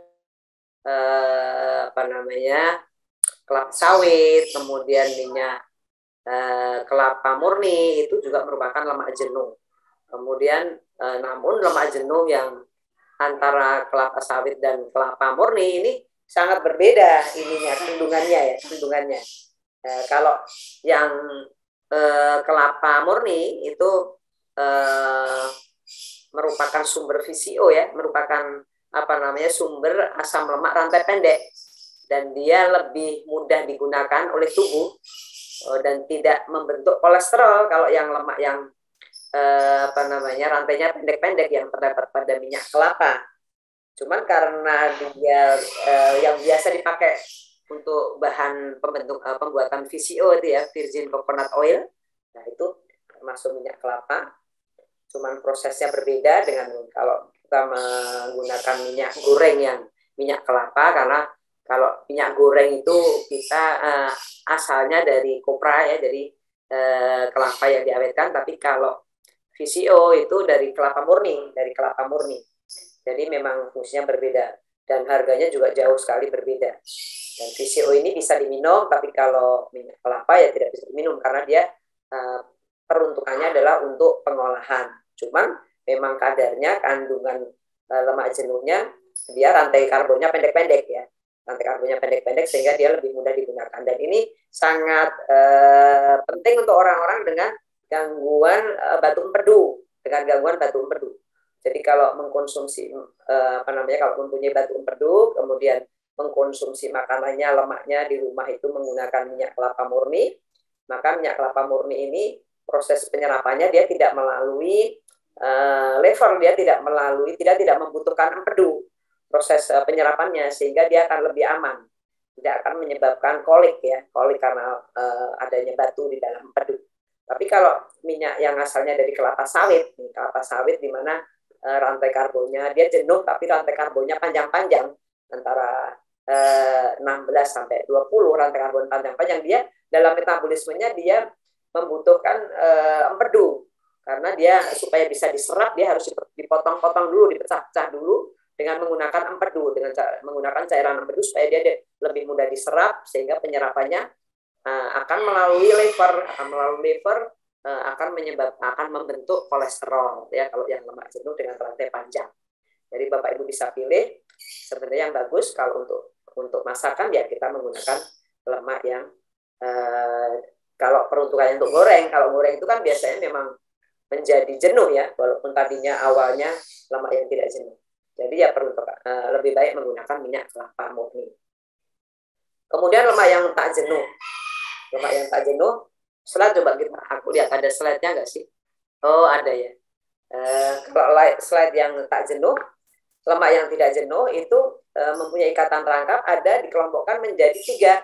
Ada omega 3, ada omega 6, dan ada omega 9. Ya, omega 3, omega 6, omega 9. Nah, omega 3 itu banyak sekali terdapat pada ikan laut. Ya. Ikan laut dan sedikit pada kacang-kacangan. Tapi bentuknya berbeda. Yang paling bagus adalah yang berasal dari ikan laut. Ikan laut, terutama ikan laut dalam ya, ikan yang besar-besar. Itu. Tapi juga ikan kembung itu kandungan omega 3-nya sangat bagus tuh, omega 3-nya. Jadi di dalam 100 gram ikan kembung itu bisa kadarnya omega 3-nya bisa sekitar 1,5 sampai 2 gram. Jadi sangat bagus. Nah, omega 3 ini fungsinya sangat bagus ya, omega 3 ini. Dia merupakan lemak yang tidak jenuh. Kemudian fungsinya kalau kita mengkonsumsi lemak jenuh ini dalam jumlah yang mencukupi, kebutuhannya itu antara 1 sampai 2 gram per hari. Ini bisa efeknya adalah bisa dia mengencerkan darah. Ya, kemudian dia ada efek vasodilatasi pembuluh darah. Vasodilatasi pembuluh darah itu dia melebarkan pembuluh darah, sehingga bagi orang-orang yang ada hipertensi ini sangat menguntungkan. Dia bisa membantu menurunkan tekanan darah. Kemudian juga dia antiinflamasi. Antiinflamasi itu mencegah terjadinya peradangan-peradangan yang ada di dalam tubuh kita. Itu omega 3. Jadi sangat-sangat penting. Tapi kalau kita menggunakan omega 3 yang asalnya sumbernya dari ikan laut, kita harus hati-hati nih cara pengolahannya. Karena omega 3 ini sangat tidak tahan terhadap panas yang tinggi. Jadi kalau pengolahannya itu dilakukan dengan cara digoreng, sudah pasti rusak omega 3-nya. Kita tidak akan mendapatkan omega 3-nya, tapi justru kita akan mendapatkan lemak yang jenuh dari penambahan lemak yang asalnya dari minyak goreng. Dari minyak goreng. Ya sebaiknya ya kalau membeli ikan kita tahu kita akan butuhkan omega 3-nya, cara pengolahannya jangan digoreng ya. Cara pengolahannya tidak boleh digoreng. Cara pengolahannya ya dikukus, ditim, kemudian dibikin sayur, itu sangat aman. Dan kita bisa mendapatkan omega 3-nya dengan utuh gitu ya. Jadi tidak rusak. Tapi kalau dengan digoreng sudah pasti rusak. Gitu. Kemudian omega 6 ya. Omega 6 ini termasuk minyak yang tidak jenuh. Ini banyak terdapat pada minyak jagung, minyak kedelai, minyak sayur ya. Itu isinya adalah omega 6. Dan omega 6 ini sifatnya berbalikan dengan omega 3. Berbalikan dengan berlawanan, maksudnya gitu, berlawanan dengan omega 3. Kalau omega 3 tadi dia mengencerkan darah, tapi kalau omega 6 kalau kita konsumsi terlalu banyak, dia efeknya dia mengentalkan darah malah. Itu mengentalkan darah. Kalau omega 3 dia sifatnya anti-inflamasi, dia mencegah peradangan-peradangan. Kalau omega 6 justru menyebabkan terjadinya peradangan-peradangan. Peradangan-peradangan yang steril ya, gitu seperti itu. Kemudian kalau dia menyebabkan, kalau omega 3 itu menyebabkan vasodilatasi, pelebaran pembuluh darah. Kalau omega 6 justru menyebabkan vasokonstruksi pembuluh darah. Jadi pembuluh darahnya menjadi menyempit. Nah, seperti itu. Jadi omega 6 ini sebaiknya memang tidak kita konsumsi secara khusus. Kita tidak perlu menggunakan bahan makanan yang memang mengandung omega 3, omega 6 yang sangat tinggi. Misalnya minyak jagung, minyak kedelai tadi. Karena apa? Karena dengan mengkonsumsi minyak jagung atau menggunakan minyak jagung pengolahan, minyak kedelai, itu sebenarnya kita akan memasukkan omega 6 terlalu banyak dalam tubuh kita yang bisa menyebabkan terjadinya reaksi-reaksi yang tidak kita inginkan tadi. Seperti itu. Karena dia juga tidak, omega 6 ini juga sangat tidak tahan panas. Jadi kalau diolah kemudian digunakan untuk menggoreng, sudah pasti akan berubah menjadi sangat jenuh. Kemudian yang ketiga adalah omega 9. Ya, omega 9 itu termasuk lemak yang tidak jenuh. Bahan makanan sumbernya itu banyak terdapat pada alpukat, pada olive oil, pada canola oil. Nah, ini bisa digunakan untuk menggantikan lemak jenuh ya, Ban. Misalnya, dan ini akan sangat bagus untuk orang-orang gangguan diabetes mellitus. Karena minyak olive ini bisa memperbaiki fungsi dari reseptor insulinnya, itu sehingga sangat bagus. Dia juga akan membantu menurunkan kadar gula darah. Makanya untuk para penyandang diabetes biasanya dianjurkan menggunakan, untuk pengolahan makanannya dianjurkan menggunakan minyak olive. Cuman minyak olive ini juga tidak tahan panas, jadi kalau untuk menggoreng juga tidak bisa. Jadi paling banter dia hanya bisa untuk tumisan saja atau dikonsumsi secara langsung. Misalnya kita memilihnya olive oil yang extra virgin. Nah, itu bisa kita konsumsi, bisa kita minum setelah kita makan, biasanya bisa dikonsumsi. Dan itu bisa membantu menurunkan kadar gula darah. Juga bisa memperhalus kulit ya, biasanya untuk kecantikan juga olive oil ini sangat berguna, bermanfaat untuk mencantikkan kulitnya. Seperti itu. Slide. Kemudian membahas vitamin dan mineral ya. Vitamin ini fungsinya adalah untuk membantu proses metabolisme tubuh. Kebutuhannya sangat kecil dan dikelompokkan menjadi dua, ada larut air, ada larut lemak. Larut air itu vitamin B dan vitamin C, larut lemak itu ada vitamin A, D, E, dan K. Vitamin B biasanya itu ada B1 sampai B12 ya, B1, B2, B3, maksudnya sampai B12, dan itu memang fungsinya adalah untuk metabolisme tubuh. Jadi bukan tidak perlu, tapi ini cukup diperlukan ya untuk membantu proses metabolisme. Apalagi kalau orang-orang dengan makanannya tidak bervariasi ya, maka biasanya asupan vitamin-vitamin dan mineralnya ini kurang begitu lengkap, sehingga bisa perlu suplemen, misalnya perlu ditambahkan vitamin D atau vitamin C. Kalau vitamin C juga fungsinya untuk selain dia vitamin larut air, dia juga mempunyai sifat sebagai antioksidan. Kemudian dia juga bisa membantu untuk pembentukan kolagen, Nah, biasanya nih karena ada sifatnya untuk membantu pembentukan kolagen, maka ibu-ibu itu supaya cantik biasanya pada nyuntik vitamin C ya, nyuntik vitamin C supaya apa? Supaya kolagennya itu bisa terbentuk. Biasanya kalau sudah usianya sudah di atas 40 tahun, kemudian mulai kulitnya mulai agak-agak kendor, nah ini perlu nih pembentukan kolagen lagi sehingga dia menyuntikkan vitamin C. Cuman masih harus hati-hati, penyuntikan vitamin C ini harus disertai dengan minum air putih yang dalam jumlah yang cukup, karena vitamin C ini dalam proses metabolismenya bisa dirubah menjadi asam oksalat yang bisa membentuk kristal-kristal di dalam ginjal. Ya. Slide. Kalau vitamin larut, balikin dulu, saya jelasin vitamin larut lemak dulu sebentar. Kalau vitamin yang larut lemak tadi terdiri dari vitamin A, D, E, dan K. Bisa dibalikin yang vitamin dari vitamin, dibalikin lagi vitamin slide yang sebelumnya. Nah, kalau vitamin yang larut lemak ini vitamin A, D, E, dan K ya. Kalau saat ini yang lagi ngetren banget kan vitamin D ya, vitamin D. Jadi vitamin D ini merupakan vitamin larut lemak, vitamin larut lemak yang fungsinya itu sangat banyak ya, fungsinya sangat banyak. Dia digunakan untuk metabolisme di seluruh organ tubuh. Di seluruh organ tubuh itu menggunakan vitamin D. Tapi selain itu dia juga untuk meningkatkan imunitas. Jadi pada kondisi pandemi ini vitamin D ini sangat diperlukan untuk menangkal virus ini supaya imunitas kita tetap terjaga sehingga kalau kena virus biasanya gejalanya tidak terlalu banyak. Dan di dalam penelitian vitamin D ini untuk orang-orang Indonesia itu kadarnya tidak normal ya, kadarnya rendah ya untuk orang-orang Indonesia. Padahal kita ini vitamin D ini bisa diambil dari sumber dari sinar matahari, dan Indonesia mataharinya tidak pernah putus ya. Tapi orang pada ketakutan kalau kena sinar matahari malahan. Jadi malah lari kalau ada sinar matahari, malah lari, sehingga kadar vitamin D-nya pada rendah di dalam tubuhnya. Jadi kalau kadar vitamin D-nya rendah dalam tubuh, maka daya tahannya juga kurang begitu bagus ya, Sehingga perlu suplemen vitamin D. Tapi kalau bisa dengan kita berjemur saja, sebenarnya kita sudah bisa dapatkan vitamin D untuk kebutuhan harian tubuh kita.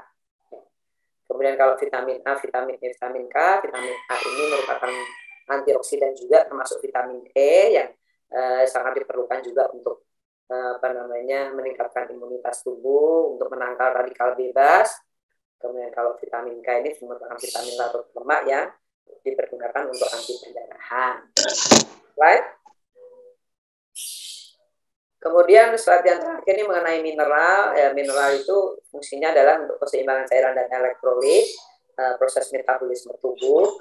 Jadi ada dikelompokkan ada makromineral, mikromineral. Makromineral itu natrium, klorida, kalium, kalsium, magnesium. Mikromineralnya adalah zat besi, zinc, kromium, selenium. Ya, ini yang penting saja yang saya sebutkan. Natrium itu banyak terdapat pada garam ya. Yang paling tinggi ada di garam. Kemudian selain itu juga makanan-makanan yang diawet-awetkan, kemudian makanan-makanan yang tidak segar itu semua mengandung natrium tinggi. Dan kebutuhan natrium kita sebenarnya anjurannya itu tidak anjuran yang cukup, itu adalah sekitar 5 gram sebenarnya, 5 gram per hari ya. Cuman kita ini orang-orang Indonesia senang banget ya mengkonsumsi makanan-makanan yang agak-agak gurih ya, gurih-gurih arah asin gitu, sangat suka sekali. Makanya banyak juga yang kalau berlebih-lebihan bisa merangsang atau memicu meningkatnya tekanan darah. Kemudian klorida ini termasuk salah satu mineral yang diperlukan. Kalium ini juga sangat penting, fungsinya dia antara lain adalah untuk pergerakan dari otot-otot ya. Natrium juga sebenarnya juga untuk pergerakan otot, salah satunya juga kalium ini untuk antara lain untuk pergerakan otot. Tapi kalau kekurangan kalium ini bisa menyebabkan badannya jadi lemes ya, kemudian bisa otot-ototnya tidak mau kerja, bisa terjadi otot itu menjadi seperti terganggu, nggak bisa bekerja dengan baik. Sehingga kalium ini sangat diperlukan, dan kalium ini banyak sekali terdapat pada sayur-sayuran dan buah-buahan ya. Dan kebutuhannya tidak terlalu banyak, sekitar 2000 mg atau 2 gram per hari. Kemudian kalsium, magnesium ini juga sangat perlu. Kalsium itu merupakan mineral yang diperlukan sebagai bahan pembentukan tulang-tulang dan gigi ya. Tapi selain itu magnesium juga, selain itu juga diperlukan juga untuk kontraksi-kontraksi otot. Kemudian mikromineral ini zat besi. Zat besi ini kalau kita kekurangan bisa menyebabkan munculnya anemia ya. HB-nya rendah karena kekurangan zat besi. Biasanya ini orang-orang yang tidak terlalu suka makan daging ya, tidak terlalu suka makan daging sehingga sumber zat besi yang ada di dalam makanan itu tidak bisa terkonsumsi dengan cukup sehingga bisa menyebabkan HB-nya turun karena kekurangan zat besi. Anemia, disebutnya anemia. Kemudian zinc ini satu mineral, mikromineral yang diperlukan juga untuk imunitas tubuh, tapi selain itu untuk anak-anak biasanya juga banyak diberikan pada anak-anak yang sedang diare ya, anak-anak yang gangguan-gangguan makan ya, yang tidak mau makan, yang taste-nya lidahnya tuh rasanya asam pahit gitu ya, nggak mau makan. Nah ini biasanya karena kekurangan zinc. Nah, kemudian kalau kromium itu biasa digunakan untuk orang-orang dengan gangguan karena ini digunakan untuk metabolisme karbohidrat.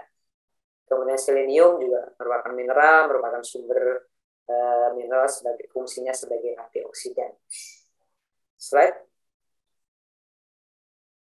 Nah, saya kira itu yang bisa saya berikan. Mudah-mudahan bermanfaat dan kurang lebihnya mohon dimaafkan. Silahkan kalau ada pertanyaan-pertanyaan. Baik, terima kasih banyak Dr. Pauline atas materi yang luar biasa ya Dr. Pauline ya. Sangat bermanfaat untuk kita semua. Baik dokter, sudah ada chat yang masuk nih. Bisa langsung saya informasikan ke dokter ya, biar nanti dijelaskan ke dokter ya. Baik, di sini atas nama Bapak Suparna. Pagi dok, kalau darah rendah, apakah efeknya sama dengan hipertensi? Terima kasih. Boleh dijelaskan Ibu? Silakan dokter. Darah rendah itu maksudnya hipotensi ya. Jadi kalau tensinya rendah ya, biasanya keluarnya juga pusing ya, Dokter Niko ya. Dokter Niko juga yang lebih tahu Dokter Niko. Kalau hipotensi memang biasanya juga keluarnya pusing, lemes gitu ya. Tapi kalau hipertensi tegang ya, biasanya lehernya tegang.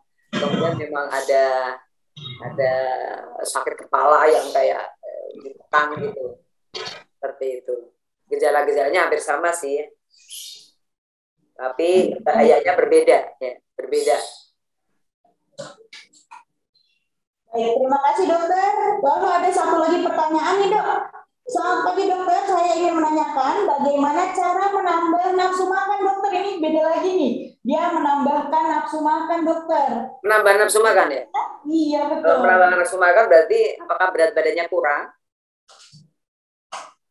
Di sini dari PHD SBBKRA. Ini kayaknya dia kurang berat badan nih dok. Kalau minta nafsu makan. Nah, kalau misalnya dia nggak nafsu makannya kurang, apakah masih harus dilihat tidak hanya dari segi dari nutrisinya saja, tapi harus dilihat dari apakah ada gangguan di lambungnya ya. Tadi seperti Dokter Niko ceritakan ya, kalau memang ada gangguan lambung, ya biasanya gangguan lambungnya diberesin dulu tuh.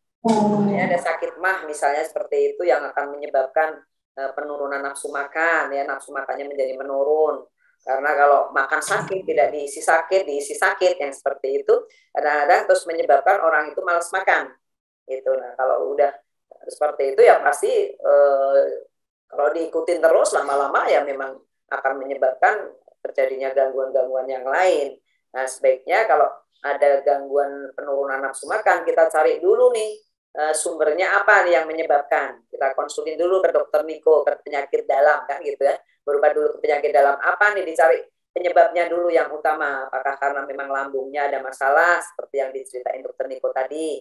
Kalau memang lambungnya bermasalah ya lambungnya diperbaiki. Biasanya kalau lambungnya diperbaiki, nafsu makannya akan muncul lagi, makannya akan kembali normal seperti itu. Makan dulu kali. Kalau hanya dengan penambahan vitamin dan mineral itu sebenarnya tidak terlalu signifikan untuk menaikkan berat badan apabila sumber utamanya tidak diperbaiki. Baik, terima kasih Dokter Pauline. Boleh dilanjutkan dengan Pak Kiki? Baik, Dokter Pauline, saya ingin menanyakan, Dok. Jika terlalu sering mengkonsumsi bahan pengawet nih, Dok, atau instan, kira-kira bahaya tidak, Dok? Dan jangka panjangnya akan menyebabkan penyakit apa ya, Dok? Bantu dijelaskan, Dok. Ya, kalau memang biasanya kalau makanan-makanan yang dijualnya dalam bentuk kemasan-kemasan begitu, itu kan banyak zat-zat pengawetnya ya, zat-zat pengawetnya. Dan biasanya kalau makanan dengan bahan-bahan pengawet yang dalam jumlah besar sudah pasti akan makanan itu menjadi sulit untuk dimetabolisme oleh tubuh kita.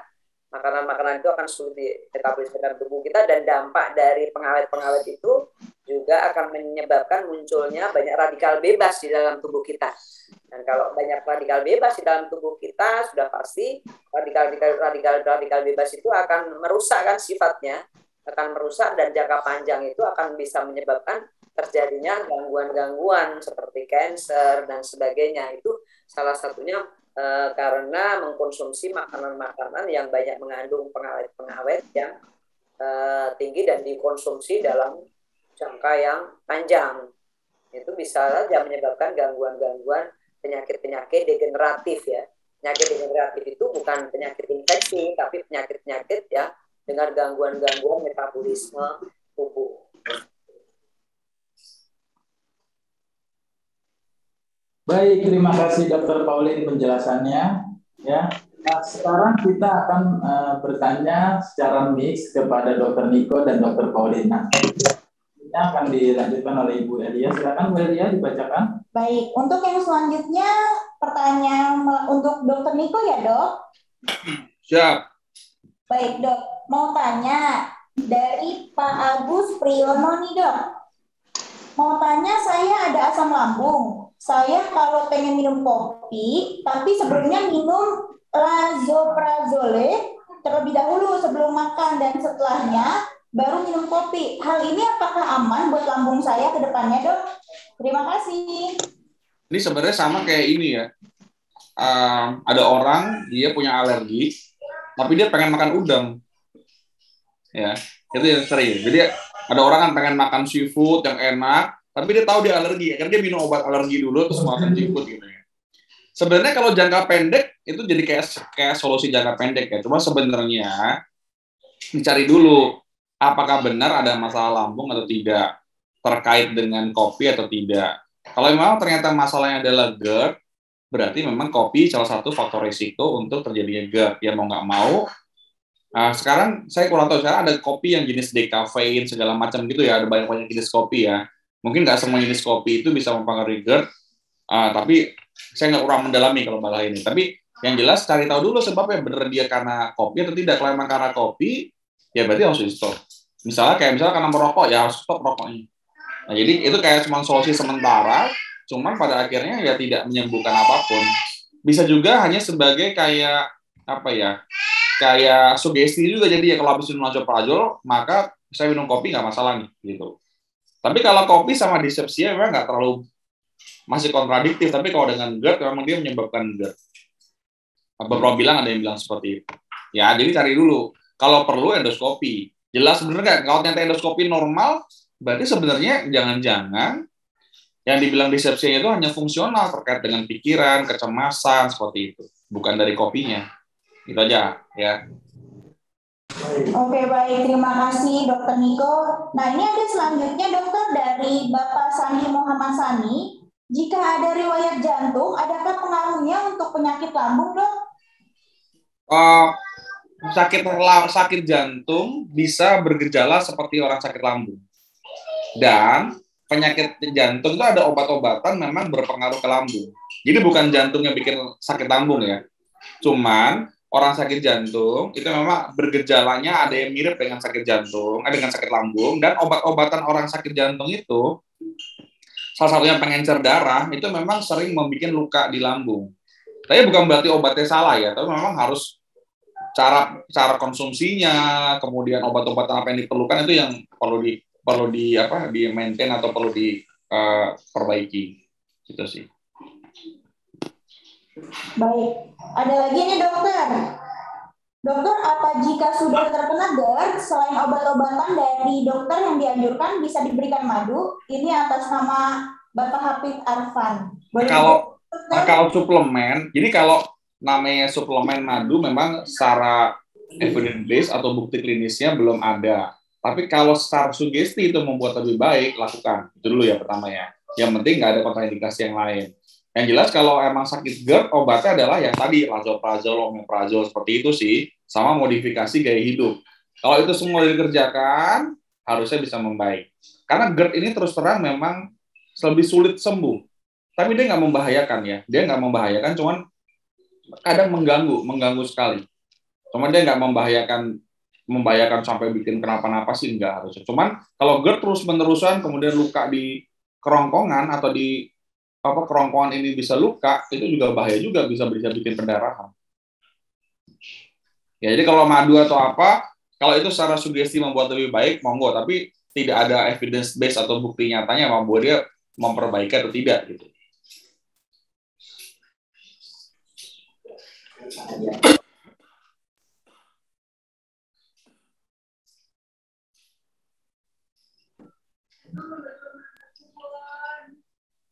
Ini untuk pertanyaan selanjutnya untuk Dokter Paulin ya, Dok. Halo, Dokter Paulin. Ya. Nah, pertanyaannya untuk Dokter Paulin, Bu Dokter, jika akan konsumsi buah sebaiknya sebelum makan atau sesudah makan? Dari Bapak Afandi dan tim. Terima kasih, tolong bantu jelaskan ya, Dok. Ya, terima kasih. Biasanya saya menganjurkan untuk mengkonsumsi buah itu pada jam-jam untuk makanan selingan biasanya.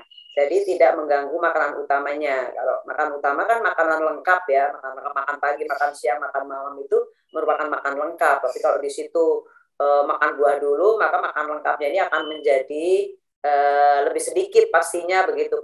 Kecuali kalau orang-orang yang memang punya tujuan untuk menurunkan berat badan.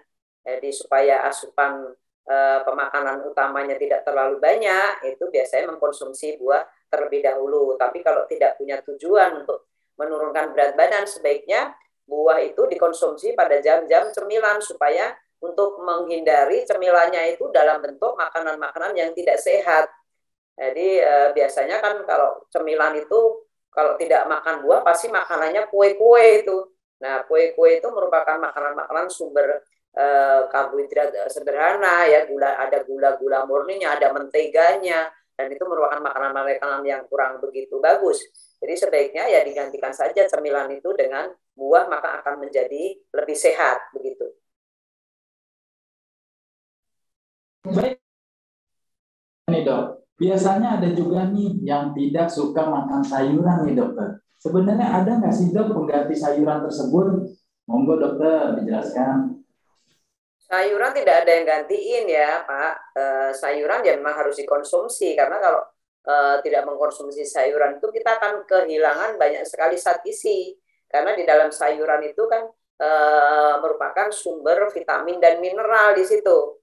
Sehingga kalau kita tidak mengkonsumsi dalam jumlah cukup, maka kita akan kehilangan asupan vitamin dan mineral yang ada di dalam sayur-sayuran tersebut. Dan selain itu, sayur-sayuran itu juga mengandung serat yang tinggi ya, serat yang tinggi. Nah, kalau kita tidak mengkonsumsi makanan itu tidak ada serat-seratnya, maka yang kita konsumsi pastinya makanan-makanan tepung-tepungan semua ya, tepung-tepungan semua, nasi yang seperti itu, lauk pauk, kemudian juga cemilan-cemilan itu tidak ada seratnya sama sekali, sehingga akan bisa menyebabkan juga gangguan dari pengeluarannya, bisa menyebabkan kesulitan untuk buang air besar misalnya gitu ya, seperti itu. Jadi bisa akan memunculkan penyakit-penyakit tertentu kalau kondisi begitu, nanti bisa muncul karena pupnya menjadi keras, karena tidak ada serat, pupnya keras akan sulit untuk dikeluarkan, akhirnya ngejan-ngejan yang muncul adalah penyakit ambeien atau wasir yang seperti itu. Jadi memang semua nutrisi itu memang harus dikonsumsi sesuai porsinya. Supaya apa? Supaya ya tujuannya supaya tubuh kita menjadi lebih sehat dan itu tidak tergantikan gitu. Karena ada fungsinya masing-masing, ada peranannya masing-masing. sehingga semua nutrisi itu harus dikonsumsi. Begitu, Pak.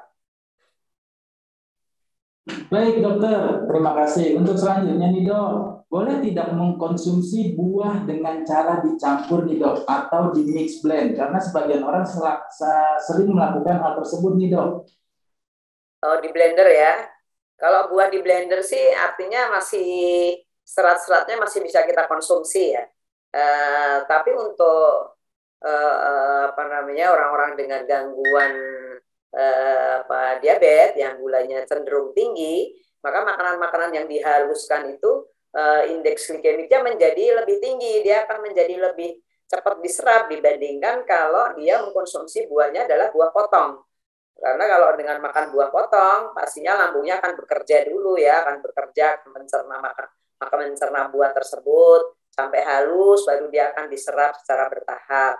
Tapi kalau sudah dihaluskan semua, sudah di blender semua menjadi satu, sudah pasti buah tersebut akan menjadi lebih cepat diserap.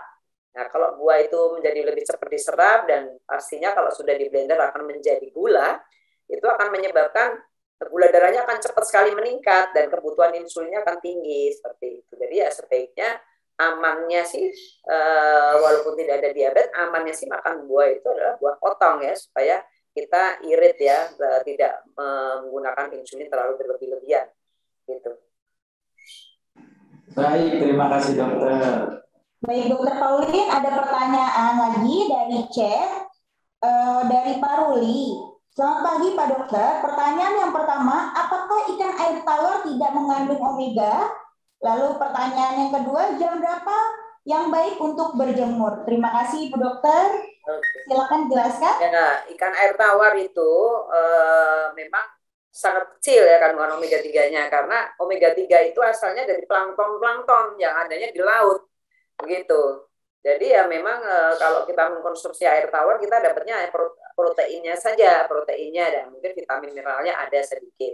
Tapi untuk omega 3-nya memang hampir nggak ada ya kalau ikan air tawar, karena omega 3 itu didapatnya dari ikan-ikan yang makanannya itu adalah plankton yang adanya di laut dalam. Adanya itu di laut gitu. Jadi kalau ikannya itu ada di akuarium ya, atau ada di kolam yang tidak ada planktonnya, kan tidak akan mendapatkan sumber omega 3-nya juga ikannya. Sehingga memang tidak mengandung omega 3. Sebaiknya kalau ingin mendapatkan omega 3-nya ya makanlah ikan laut dalam ya, ikan laut ya terutama, dan makanan-makanan yang ikan-ikan yang dijual di Indonesia juga sebenarnya banyak juga yang mengandung omega 3. Misalnya ikan kembung gitu ya, ikan kakap merah, banyak sih, salmon yang seperti itu memang kandungan omega 3-nya cukup tinggi. Cuman ya cara masaknya jangan digoreng ya, jangan digoreng supaya tidak rusak omega 3-nya. Kemudian yang kedua tadi pertanyaannya mendapatkan sinar matahari ya. Sinar matahari itu yang bagus itu antara jam 9 jam 10 karena masih sinar UV-nya itu masih hijau ya. Belum yang ke arah yang oranye dan merah. Jadi kalau sudah terlalu siang UV-nya terlalu tinggi justru akan menyebabkan radikal bebasnya menjadi sangat tinggi sehingga bisa memunculkan kanker kulit malahan. Jadi ya memang yang disarankan itu untuk berjemur antara jam 9 dan 10 ya. Oke, terima kasih untuk Dokter Pauline. Untuk selanjutnya ada pertanyaan untuk Dokter Niko. Dokter Niko? Siap.